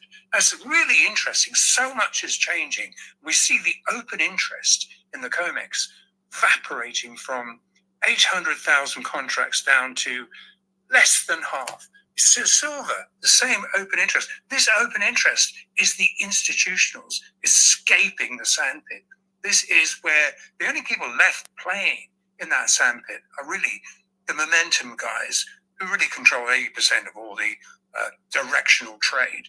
With the commercials, all long gold and silver for their own books, really just making markets. So it's a really interesting dynamic we haven't seen before. Yeah, absolutely. Totally agree with what you've said. I mean, if we look at, and I always made this point, that when the West became drained of gold and silver, we've said this before with you, that then you would start to see true price discovery. And silver got to 120 and gold was it 5,005, nearly something like that. I don't focus too much on the price on a daily basis, and this was driven by the fact that we've seen this for years, that enormous amounts of physical silver and gold was heading east. I mean, and this has been going on, to my knowledge, since 2012 in earnest. And we spoke about time when for 2.5 years, 1,000 metric tons headed from west to Hong Kong and China, 30,000 tons around 2012. And that's when this huge exodus of gold was heading east. And we've seen, ironically, in recent months, enormous amounts of gold sales admitted in the United States. Where's it going? It's heading east. And in the month of March, look at what happened with silver. China typically in the month of March would purchase around 300 metric tons. They bought 836, which is way, and this, if you look back in the last 2 decades, it's way off the charts. And what was that driven by? Interestingly, not just in industrials, but some institutional, but also there was a lot of retail buying silver bars. And because the attitude in China is, well, we could buy gold, it's getting a bit expensive, let's buy silver. Again, this is unprecedented. Yes, there's always been some retail buying, but typically that's not been the case. Well, that's also starting to figure prominently, but for sure, there's this big idea and move away from paper markets in the West, and we've seen the arbitrage that's played into this, but an idea we want to embrace the true physical markets in the East, where I can buy and sell the physical. I know that if I take a contract out, it's backed. It's not literally an ounce, but every contract is backed by physical metal. And I know it, I trust it, I can guarantee that. We know in the West that's anything but the case. But clearly, in recent weeks, we've had some impact by the fact, and I'm aware of this, there's high net worth entities in the Middle East selling gold because they needed cash desperately because of what's going on there. And we've seen some sovereign entities like Turkey having to sell it because their currency was about to evaporate. So that's just a reaction to what's happening in the war. So the question is Turkey selling physical or paper gold? Because they're their currency's evaporating, meaning it's worthless, so they can buy oil because they need oil to survive. Every country needs oil because you need electricity, you need everything is dependent on oil. That's why to go to windmills and solar panels is the stupidest thing I've ever heard. Oh well, it wasn't sunny today. We can't do anything. Oh, the wind stopped. We can't do anything. So basically, I think there's one country like Norway where it's always windy, so it works there. But basically, so are they selling paper or physical? Physical would not make the price go down in a paper system. Only in paper with a paper. So selling your paper options or these margin calls are what creates when we see the price drop and we go, what the fuck's happening? I just showed you, silver back down to 76 and gold 45. Oh, what's going on? Margin calls, or they're selling their paper options because they have to get oil and they need more money because of that. And they've all been inflating. Turkey, their money's evaporating means they print the shit out of it and it has no value. And that's where we're headed. You can't avoid it. It doesn't matter that you reserve currency. If you print your dollar to shit, it's worthless. That's what's happening. So anyway, this is the problem. This is why we see the drops, is because the values of everybody's dollars are going. They need to buy oil. They sell their options, and that will cause the paper market to drop, not the physical market. And that's why we see these drops lately, because we can't figure it out. This should be $10,000 by now. Well, it would be, but here's this war. Is Trump smart enough to do the war to slow gold down? Well, I don't think that would make any sense. I think he's trying to steal the gold and oil from Iran, and China and Russia said, no way. We need the oil, China does, and they're not going to allow them to steal the gold.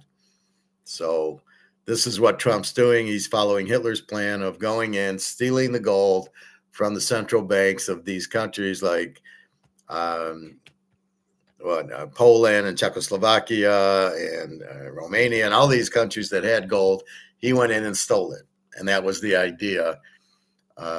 Brussels, and then he was going after Paris. That's why you see London gold in New York. They sent it to New York as a safe haven so the Germans couldn't get it. But the problem is the U.S. sold it all and they don't have it. And when Germany asks for their gold, they don't give it to them. Although I don't know why German gold's there. Isn't Germany the one that stole all the gold? All right, a little bit more. Of course, we've seen this historically. We go to 2008. There was the price of gold and silver fell, but look at what happened in the immediate aftermath. And we saw the reality was played out then. Gold went to a new all-time high and silver went back to nearly 50, which at the time was almost like back to the all-time high that we'd seen in the 1980s. So there is a precedent to say at the moment there is this huge volatility, and based on what comes out of the Trump administration, if the war's on and the war's off, you see this huge volatility, particularly in the silver price, where it goes up sharply and then falls. But that is all tied to the narrative coming out of Washington and a reflection that the market says, well, if the war continues and it escalates, then we're going to have this huge economic downturn. But on the back of all this, with silver, who's been buying the whole of this year heavily? The Chinese. Because they're going, well, we were prepared to buy it at $120 an ounce equivalent. We're getting it for 70 or 80, and they're buying even more. And this is causing more and more of a drain from the west to east as well. The same principles happening in gold, where China officially comes out and makes statements, oh, well, in the month of March, we bought a couple of tons. Meanwhile, unofficially, they're buying huge amounts more, because there's the official market, the unofficial market, what I call the opaque market. And in the opaque market, there's been a lot of forced sales because of margin calls, because of just a drive to need cash. But there's buyers. And typically the Chinese are buying it hand over fist, because they will take all the gold and silver they can get their hands on. Because China knows, irrespective of what happens globally, every semiconductor in the world has silver in it. So you just on a very simple level, from an industrial perspective, the demand for silver is going to stay there. So China will say it's a critical resource, we're going to have to buy it. And I agree with you, there is an argument that when I think the Chinese retail sector starts to buy silver, then are they regarding silver as being more of a monetary metal? And I think the answer is yes. So there is an argument to say at some point, is that going to not necessarily be reflected officially, but is it going to become more regarded as a monetary metal? Well, time will tell, but I think there's increasing, when you see the Chinese taking an interest, then there's an argument to say that is the case. But irrespective, as an industrial metal, the demand is only going to increase because modern technology and this big, huge technological revolution needs silver. And the Chinese are sat there going, well, if the rest of the world doesn't want to buy it, fine, we'll buy it all. Rather like, we'll buy up all the oil, we'll buy up all the gas, because we're going to have a strategic reserve. That means if there is a global crisis, economically, financially, we're positioned to take advantage of that. And they'll buy it when, rather like saying to people, you don't buy gold and silver when your house is burnt down. If you're going to have an insurance policy, you buy it before the house burns down and you're aware of the fact of the risks of what the house burning down will mean for you. Well, it's the same principle for China in that regard, but there's certainly this dynamic shift away from the COMEX and the LBMA, who've been traditionally gold and silver markets. And there's no doubt China's not uniquely, but they've set their stall out very clearly that they want to internationalize their gold markets. They're opening up vaults even in Switzerland. So they want to handle all the jurisdictions and say to countries around the world, well, if you trade in yuan, but you want to buy gold, you can buy the gold. You can buy it from us in Shanghai, or you can buy it from Hong Kong. But equally, you can buy it in other, like Saudi Arabia, for example. Just to satisfy the need in the Middle East, or Switzerland in Europe, as another example. But the other thing worth noting is China's still very quietly going around the world buying up gold and silver assets whenever there's something available and it's commercially viable, but also has decent grades and they see viability, and in the long term they're buying them wherever they can get their hands on it. And this guy. So that means demand is strong. So what do we worry about in gold? Will gold and silver go down? Physically, no. Paper, they need to sell to buy oil, so that's why it's going down a little bit. But in the physical world that we are living in, will it ever go down? It will when the demand stops. What did he just say? China's buying the shit out of it and creating this high demand. So the demand isn't stopping. Russia's buying gold and silver. They're all buying silver and, mostly silver and still buying gold. And so China's buying the shit out of it, as I'm sure India and Russia and Saudi and Iran. So the demand is there. They understand the dollar's worthless, right? That's the key. They understand the dollar isn't worthless. So they did the same analysis I did. What do I get my money into? Well, I'm not going to go into the British pound. I'm not going into the euro. In fact, I'm not going into any paper. My only option is Rolexes, mantle cards, and gold and silver, but I prefer the gold and silver. I already have a mantle card and I don't have a Rolex. I'm not about to buy one. So we understand that. We understand that you trade your dollars now while you still can, because they're really worthless. So this is like 2 steps before the wheelbarrow comes out, right? And so we go, we can buy gold with it. And we go and run and buy gold with it. And that's the point of it. And the demand is huge. And it's your only option, and it's a monopoly. Gold and silver are a monopoly. Stay away from the Bitcoin, and you stay away from the dollar. So as long as the demand is huge, and it is, then if the demand's huge, the price will always go up. It won't go up when the demand stops. When there's no demand, that's it. You go to the grocery store, you can buy the 2-liter Coke, and it's $3, and so people say no, it's too expensive, and then it goes on sale, and then they buy it. Now it's buy 4, get 1 free, but you still buy it. And that's the key to it.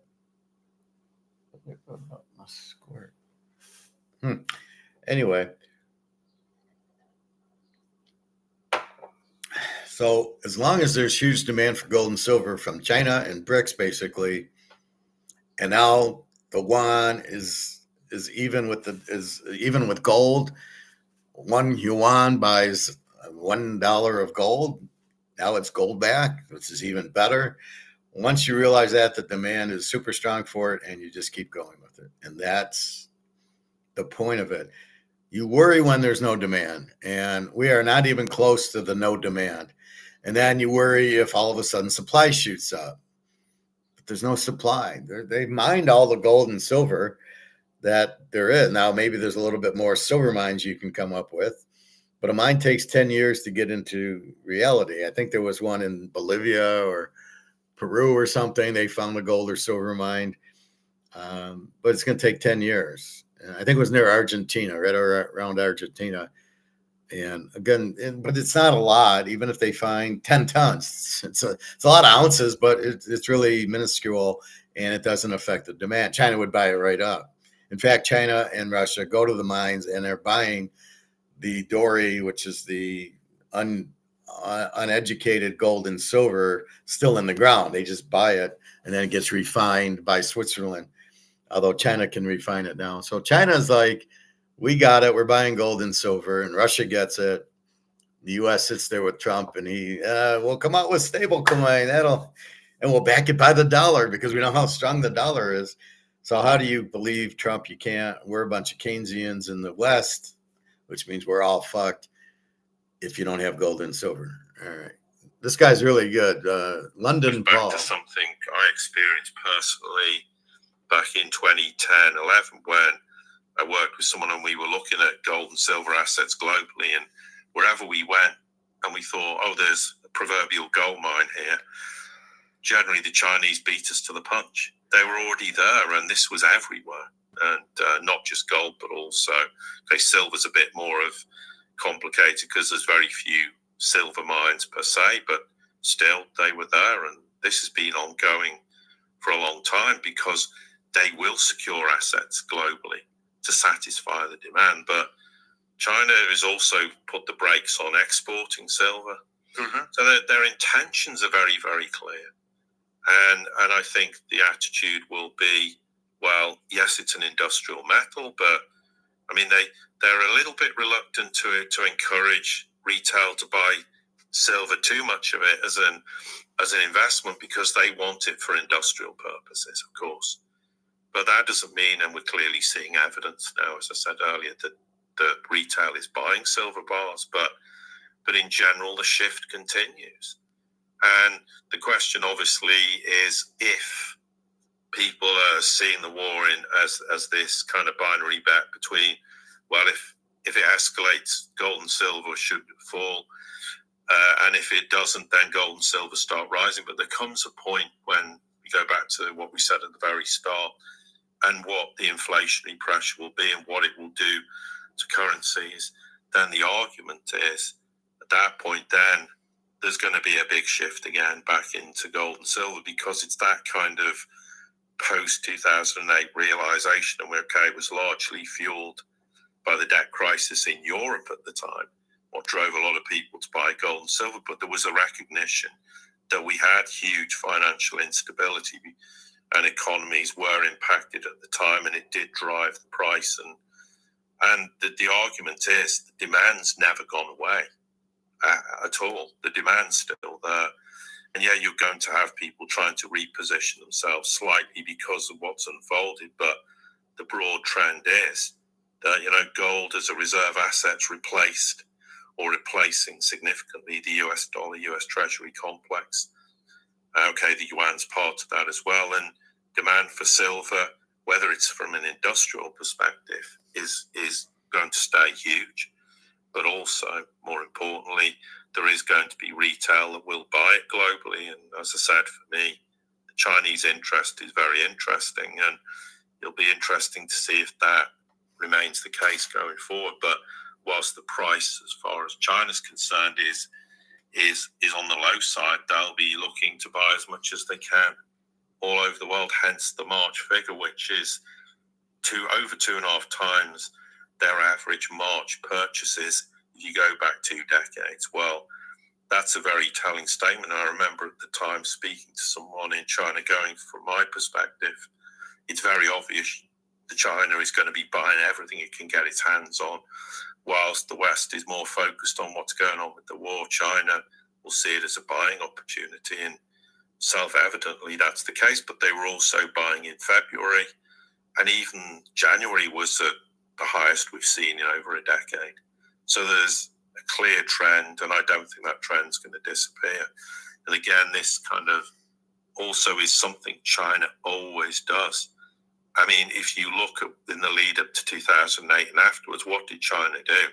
They didn't do what the West does and go, we need austerity and we need to stop spend. They spent big and they bought big, and they'll continue to do so. That will include gold and silver, which is going to have a major impact on global markets, but also for me, it will continue this ongoing demise of the paper markets in the West. And I think the biggest indication of that, when silver got to 120, if you want a clear indication that the silver paper markets in the West were in terminal decline, that's a great indication of it.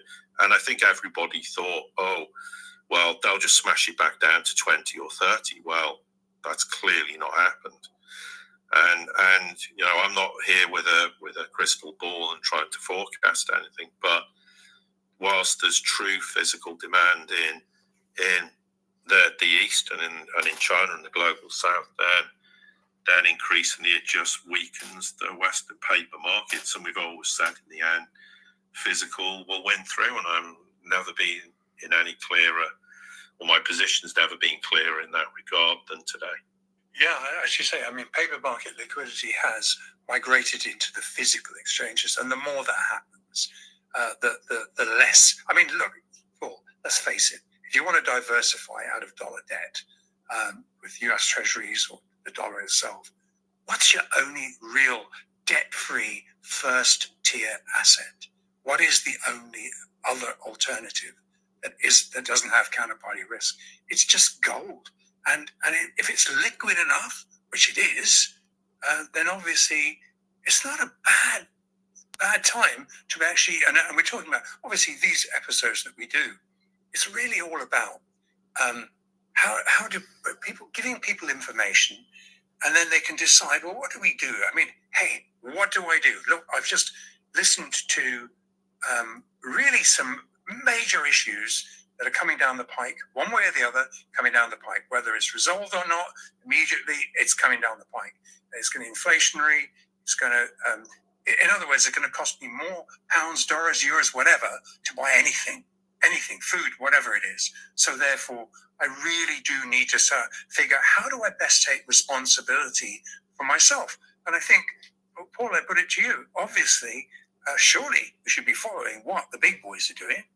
Yeah, absolutely. And let's just, not that I'm trying to ignore the Iran war and the consequences, but if we just park it to one side for a minute, if we look at the broader perspective of what's happening in Western economies and the debasement of currencies, and the basic bottom line is we're still seeing huge financial problems. I mean, I've spoken for the last year or so about private credit. Finally, there's a recognition that private credit might be the next subprime crisis, whether that's this year, next year, or whatever, because the market is like $3 trillion plus, and it's largely unregulated, and it's grown exponentially out of control. But that's one aspect of nanny where the financial system in the West is precarious, extremely weak. There is this big move out of the US dollar, US Treasury complex. No one regards that as a safe haven anymore, and gold's becoming increasingly a reserve asset. But the general economics of the West is suffering. I mean, just look at the industrialization in Germany, for example. I mean, the United Kingdom, all the metrics look terrible. And it's not just the Germany and the United Kingdom. Generally, Europe as a whole is in increasingly serious trouble economically. And the answer to not the shortages of energy and food, but if there's a crisis, what are they going to do? They'll do what they always do. They think, we'll just print and print and print, and that will solve the problem. Well, they won't solve anything. And even this is the thing, even if the war ends tomorrow and we don't get the escalation and the complete meltdown, how long is it going to take to rectify the problem? Months. And probably, no doubt, even longer than that. Well, in that time, what happens to Western economies? What happens to the Western financial system? And then all these other things like private credit and, they're already starting to now issue credit default swaps to take advantage of those companies who are going to be buried by private credit. I mean, what could possibly go wrong? Everything. So when you factor all that in, then the argument becomes, well, people need to find a safe haven, and what can they do to protect their own investments? Well, okay, I'm not here to offer financial advice, but people need to factor in and ask themselves, what can I do to protect the wealth I have? And in very uncertain times geopolitically, but also financially and economically, because it's not like the West is flourishing. We've had huge problems since 2008. They've bluffed their way through countless problems, repo crises, and then, of course, we had the pandemic when they just gave everyone just, here, I'll take money. I mean, I remember when being in the UK at the time, having a business, and they were contacting me permanently going, take this grant, just take it. I go, I don't need it. Well, take it anyway, because you never know, you might need it. They were phoning me at like once a week for months. I mean, it was insane, but that is their attitude to when there's a problem. We just have to print and print. Well, and that's the other thing for the Trump administration. For all their bluster about we're going to cut inefficient government spending, and basically their fiscal position and their budget deficit is worse. Their trade deficit's growing, and the tariff debacles unravel because they're now going to have to pay back 160 billion US dollars they don't have. Of course, so when you start to factor in all these things, it just makes the entire economy precarious, the financial system precarious, and their only solution will be print, print, and print, and they're not going to stop printing because they can't. And therefore, the natural logical conclusion is, what's the antidote to that? Well, there aren't many antidotes to that, but certainly we're seeing nations all around the world buying gold as much as they physically can, some more than others. But also, in that regard, for the average person who can't afford gold, then silver's clearly an alternative. But never mind the industrial demand, which is going to buoy the silver price as well. As you say, this is all about. It's not about giving financial advice. This is about information.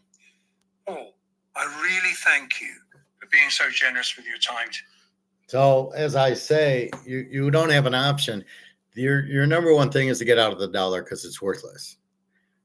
We know that, most people don't. They're not educated in it. It's not that they're stupid. They just have no idea.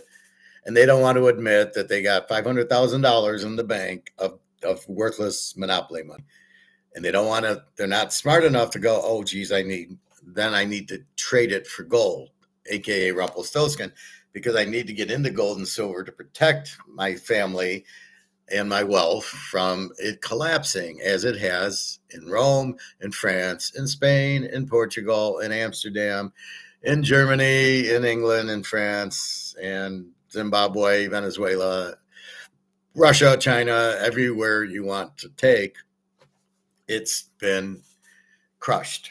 Okay, it's just what happens. And therefore, that's the point. And so you see what's happened. We understand why it's happened, because they printed it to death. What are we doing? Printing it to death every month. Social Security, government employees and their pensions, the debt, the $40 trillion debt, and the defense contractors, which God knows what that's all about. So you have all that going on where they got to keep printing, which makes the dollar worth less and less. The demand for gold and silver is huge, but they play with this monopoly bullshit COMEX, printing the paper and making it deflecting the real value of gold and silver by saying, well, we have $4.3 trillion, 4.3 trillion or 4.3 million tons of gold, even though there's only 220,000 tons of gold. And so therefore, it looks like the supply is higher and the price is lower, and it's all manipulated by JP Morgan, which we know. And so we don't really get a real price, as Mark said, in this thing. So this was a couple weeks ago. The real cost of West Asian conflict. The real cost of West Asian conflict fee, London Paul. London Paul I like. He's conservative. And that's Mark McGuire. So this is the key. So that's what I wanted you to see. And there was another, and this Mark McGuire, I think we looked at, and basically it's the same thing. This was a week ago, where he's basically saying the gold, the Wan's gold back, and all the bullshit of what's happening with COMEX, and that it is manipulated, and that this is the paper, and that we should get rid of the COMEX soon. And again, we don't know. Again, the Titanic's sinking, but we can't give you the minute. And the COMEX is sinking, and everybody's going physical anyway. It's still being, the physical price is still manipulated by COMEX, as they're using COMEX as the base, because it's not a real physical price, even though Shanghai is doing it. It's not really what the price should be. If you just killed COMEX, said, what's the price? Oh, like he said, they were paying 120 for silver, and now it's back down to 75. And they're going, well, hell, we were going to pay 120. They're going to pay 220 and 320. They're going to go up to 1,000 and pay for silver. And the same thing with gold. They're going to go up to 10,000 to pay for silver, and 20,000, because the dollar's worthless. So whatever the cost is, I'll pay it, because I got to get out of the dollar, and I got to get in I got to buy more gold and silver. And that's the whole key. So if you understand that concept, it's a no-brainer. It's a trade. I'm trading out. And that's really what the medium of exchange is that I explained the other day. It's a trade. You're trading dollars for goods. I'm going to go buy a new pair of glasses. I'm going to pay for it with worthless dollars. I bought a microwave. I paid 49 useless dollars for a microwave. So you can still use the dollar, even though it's worthless, because the microwave probably should be $10, but they're charging me 49. And if I get a new fridge, it'll be $1,200, but it probably should only be 200. Like, what was a fridge in 1971 probably cost you $25. That shows you that the value of the dollar is losing, going on. I was watching a thing on growing up in changes in the 60s. So from like in the 1960s, and there was things that were just, I don't know. They went to this shopping, and it was like 61 or 62, and it was like a joke. This costs like 10 cents. It now costs $6 or something. But there was a lot, a gallon of gas was 10 cents, and I'll tell you, the 450 is probably where it should be with all the inflation, with all the money losing value. It probably should be $4.55 a gallon, but they hold that price down. They probably give the oil companies kickbacks to make up to keeping the price low, but they don't tell you that stuff. Anyway, again, basketball tomorrow. We're not even playing it. I'm just circled Detroit because I have no idea. They lose the game 5 at home. They should win. They win game 6 at Cleveland. They should lose. These are not very good teams. Very weak. Baseball, the 3-unit game. St. Louis over 7.5. Tampa Bay, the Yankees over 8.5, and the Dodgers under 8.5, with the all-star pitcher Soriano going for California. Guy is the Cy Young Award winner. This guy is unbelievable. His ERA's in the ones, and he's pitched 6-7 games. He's for real. And so we got 1, 2, 3, 4 3-unit games, and then a bunch of 2-unit games. 2-unit games, Detroit, Arizona, Philly, Cincinnati over 8, Texas, White Sox, Boston under 7, Seattle over 7. So quite a few games. The bottom line is I am positive units every day. I don't think I've had a negative day, maybe one in the whole month. It's kind of a system. It's just using common sense, no analytics and no AI. It's just looking at the pictures, and now we have a pretty good idea. Like that's why the first 2 weeks I don't even play because I had no idea who Soriano is. Now I see him; he's 7-1 with a 1.46 ERA. I'm going, motherfucker. And when he's facing another good pitcher on the Dodgers, you're not going to see runs. Forget about it. It'll be 2-1, just like yesterday. Yesterday was 6-0 for the Dodgers, and today will be 2-0 for California.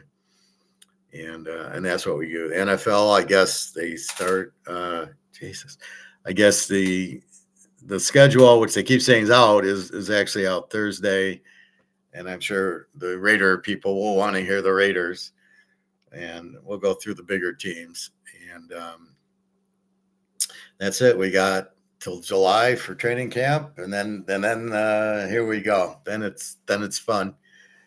All these travel games, I'll have to start figuring out how to handicap them because I usually avoid them because of the time change, and they're playing at really 9 a.m, even though it's 4 p.m.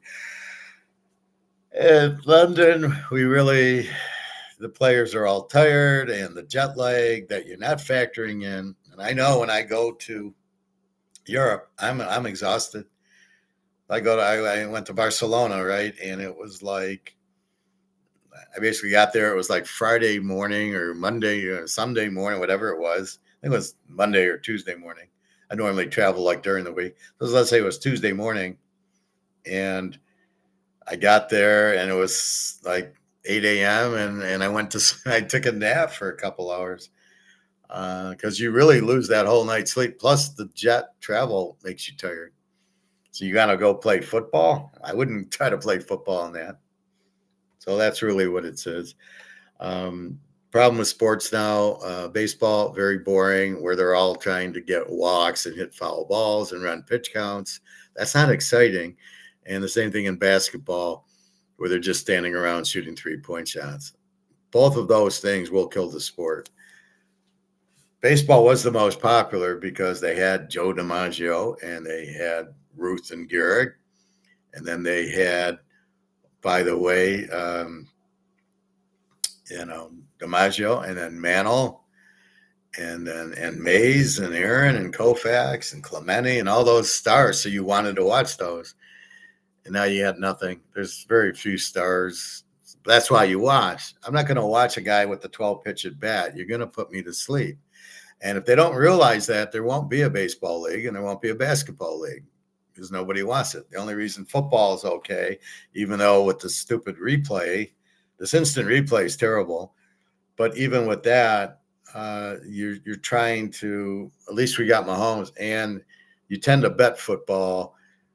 Betting baseball is really difficult, especially with the way the managers pull their pitchers after 5 or 6 innings, and the relievers suck. They shouldn't even be there.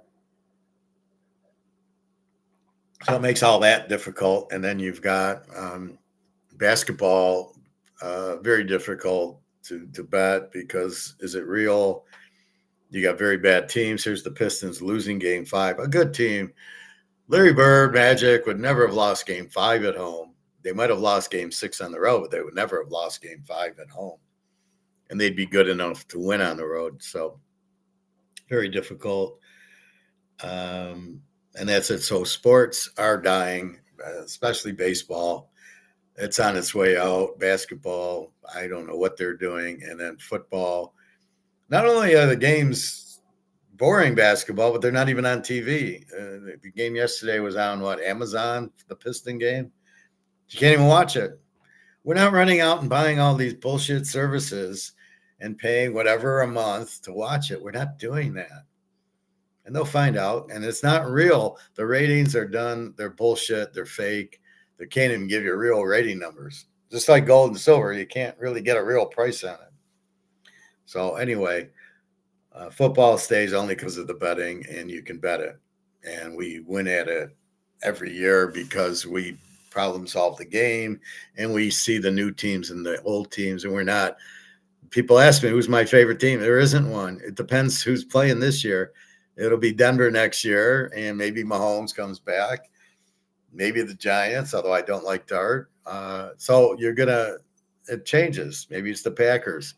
Maybe the Vikings with Kyler Murray. Maybe it's the Bears, although I don't like Caleb, and I don't like CJ Stroud, but yet they do. They like them, but they're not good. So anyway, that's really the key to it, is just that you just look at what's happening, and then you can pick it from there. And that's why we're on New England yet last year in Denver, and we had Seattle. They got good, and we just follow the flow. Anyway, so gold and silver, again, the paper COMEX is collapsing. It just takes time. And all these countries who need to sell their options and these margin calls because of the oil prices going up, that's affecting the gold price, unfortunately, or the dollar's stronger versus these currencies. And then then gold goes down. So gold's not going down because people are selling it or not interested in it. So it's just a temporary thing, and it will jump, and it is worth 10 grand, and silver is worth 1,000. It's just these other things that are allowed to intercept it is ridiculous. Why is it a crop? Why is if dollar goes up, gold goes down? Why is that? It had nothing to do with it. And the same thing if Turkey needs to sell gold to buy dollars to buy oil, why does gold go down from that? Again, they're selling paper. Why is paper dictating the physical price? So even though Shanghai has a physical price, it's not a real physical price. So soon COMEX will blow up, as much as JP Morgan wants to do his Ponzi schemes. And he's done many. He did Madoff, as much as he wants to do that. All this corrupt bullshit, mafia stuff is just crazy.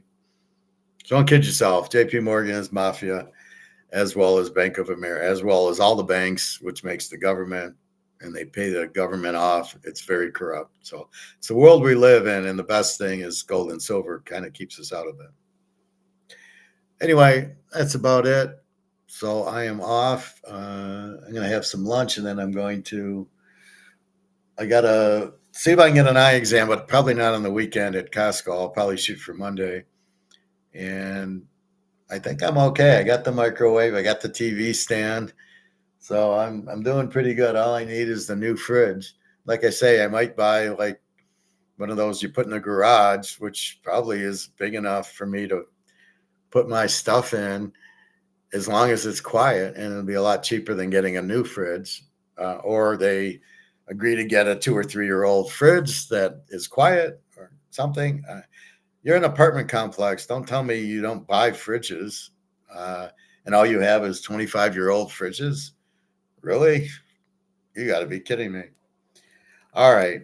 Well, have a good day. www.teaserking.com. Good luck in the baseball. Buy your gold and silver that never goes out. Buy your mantle cards. If you can find a Joe DiMaggio, he started in 36, and then he went 41. He had the big hitting streak.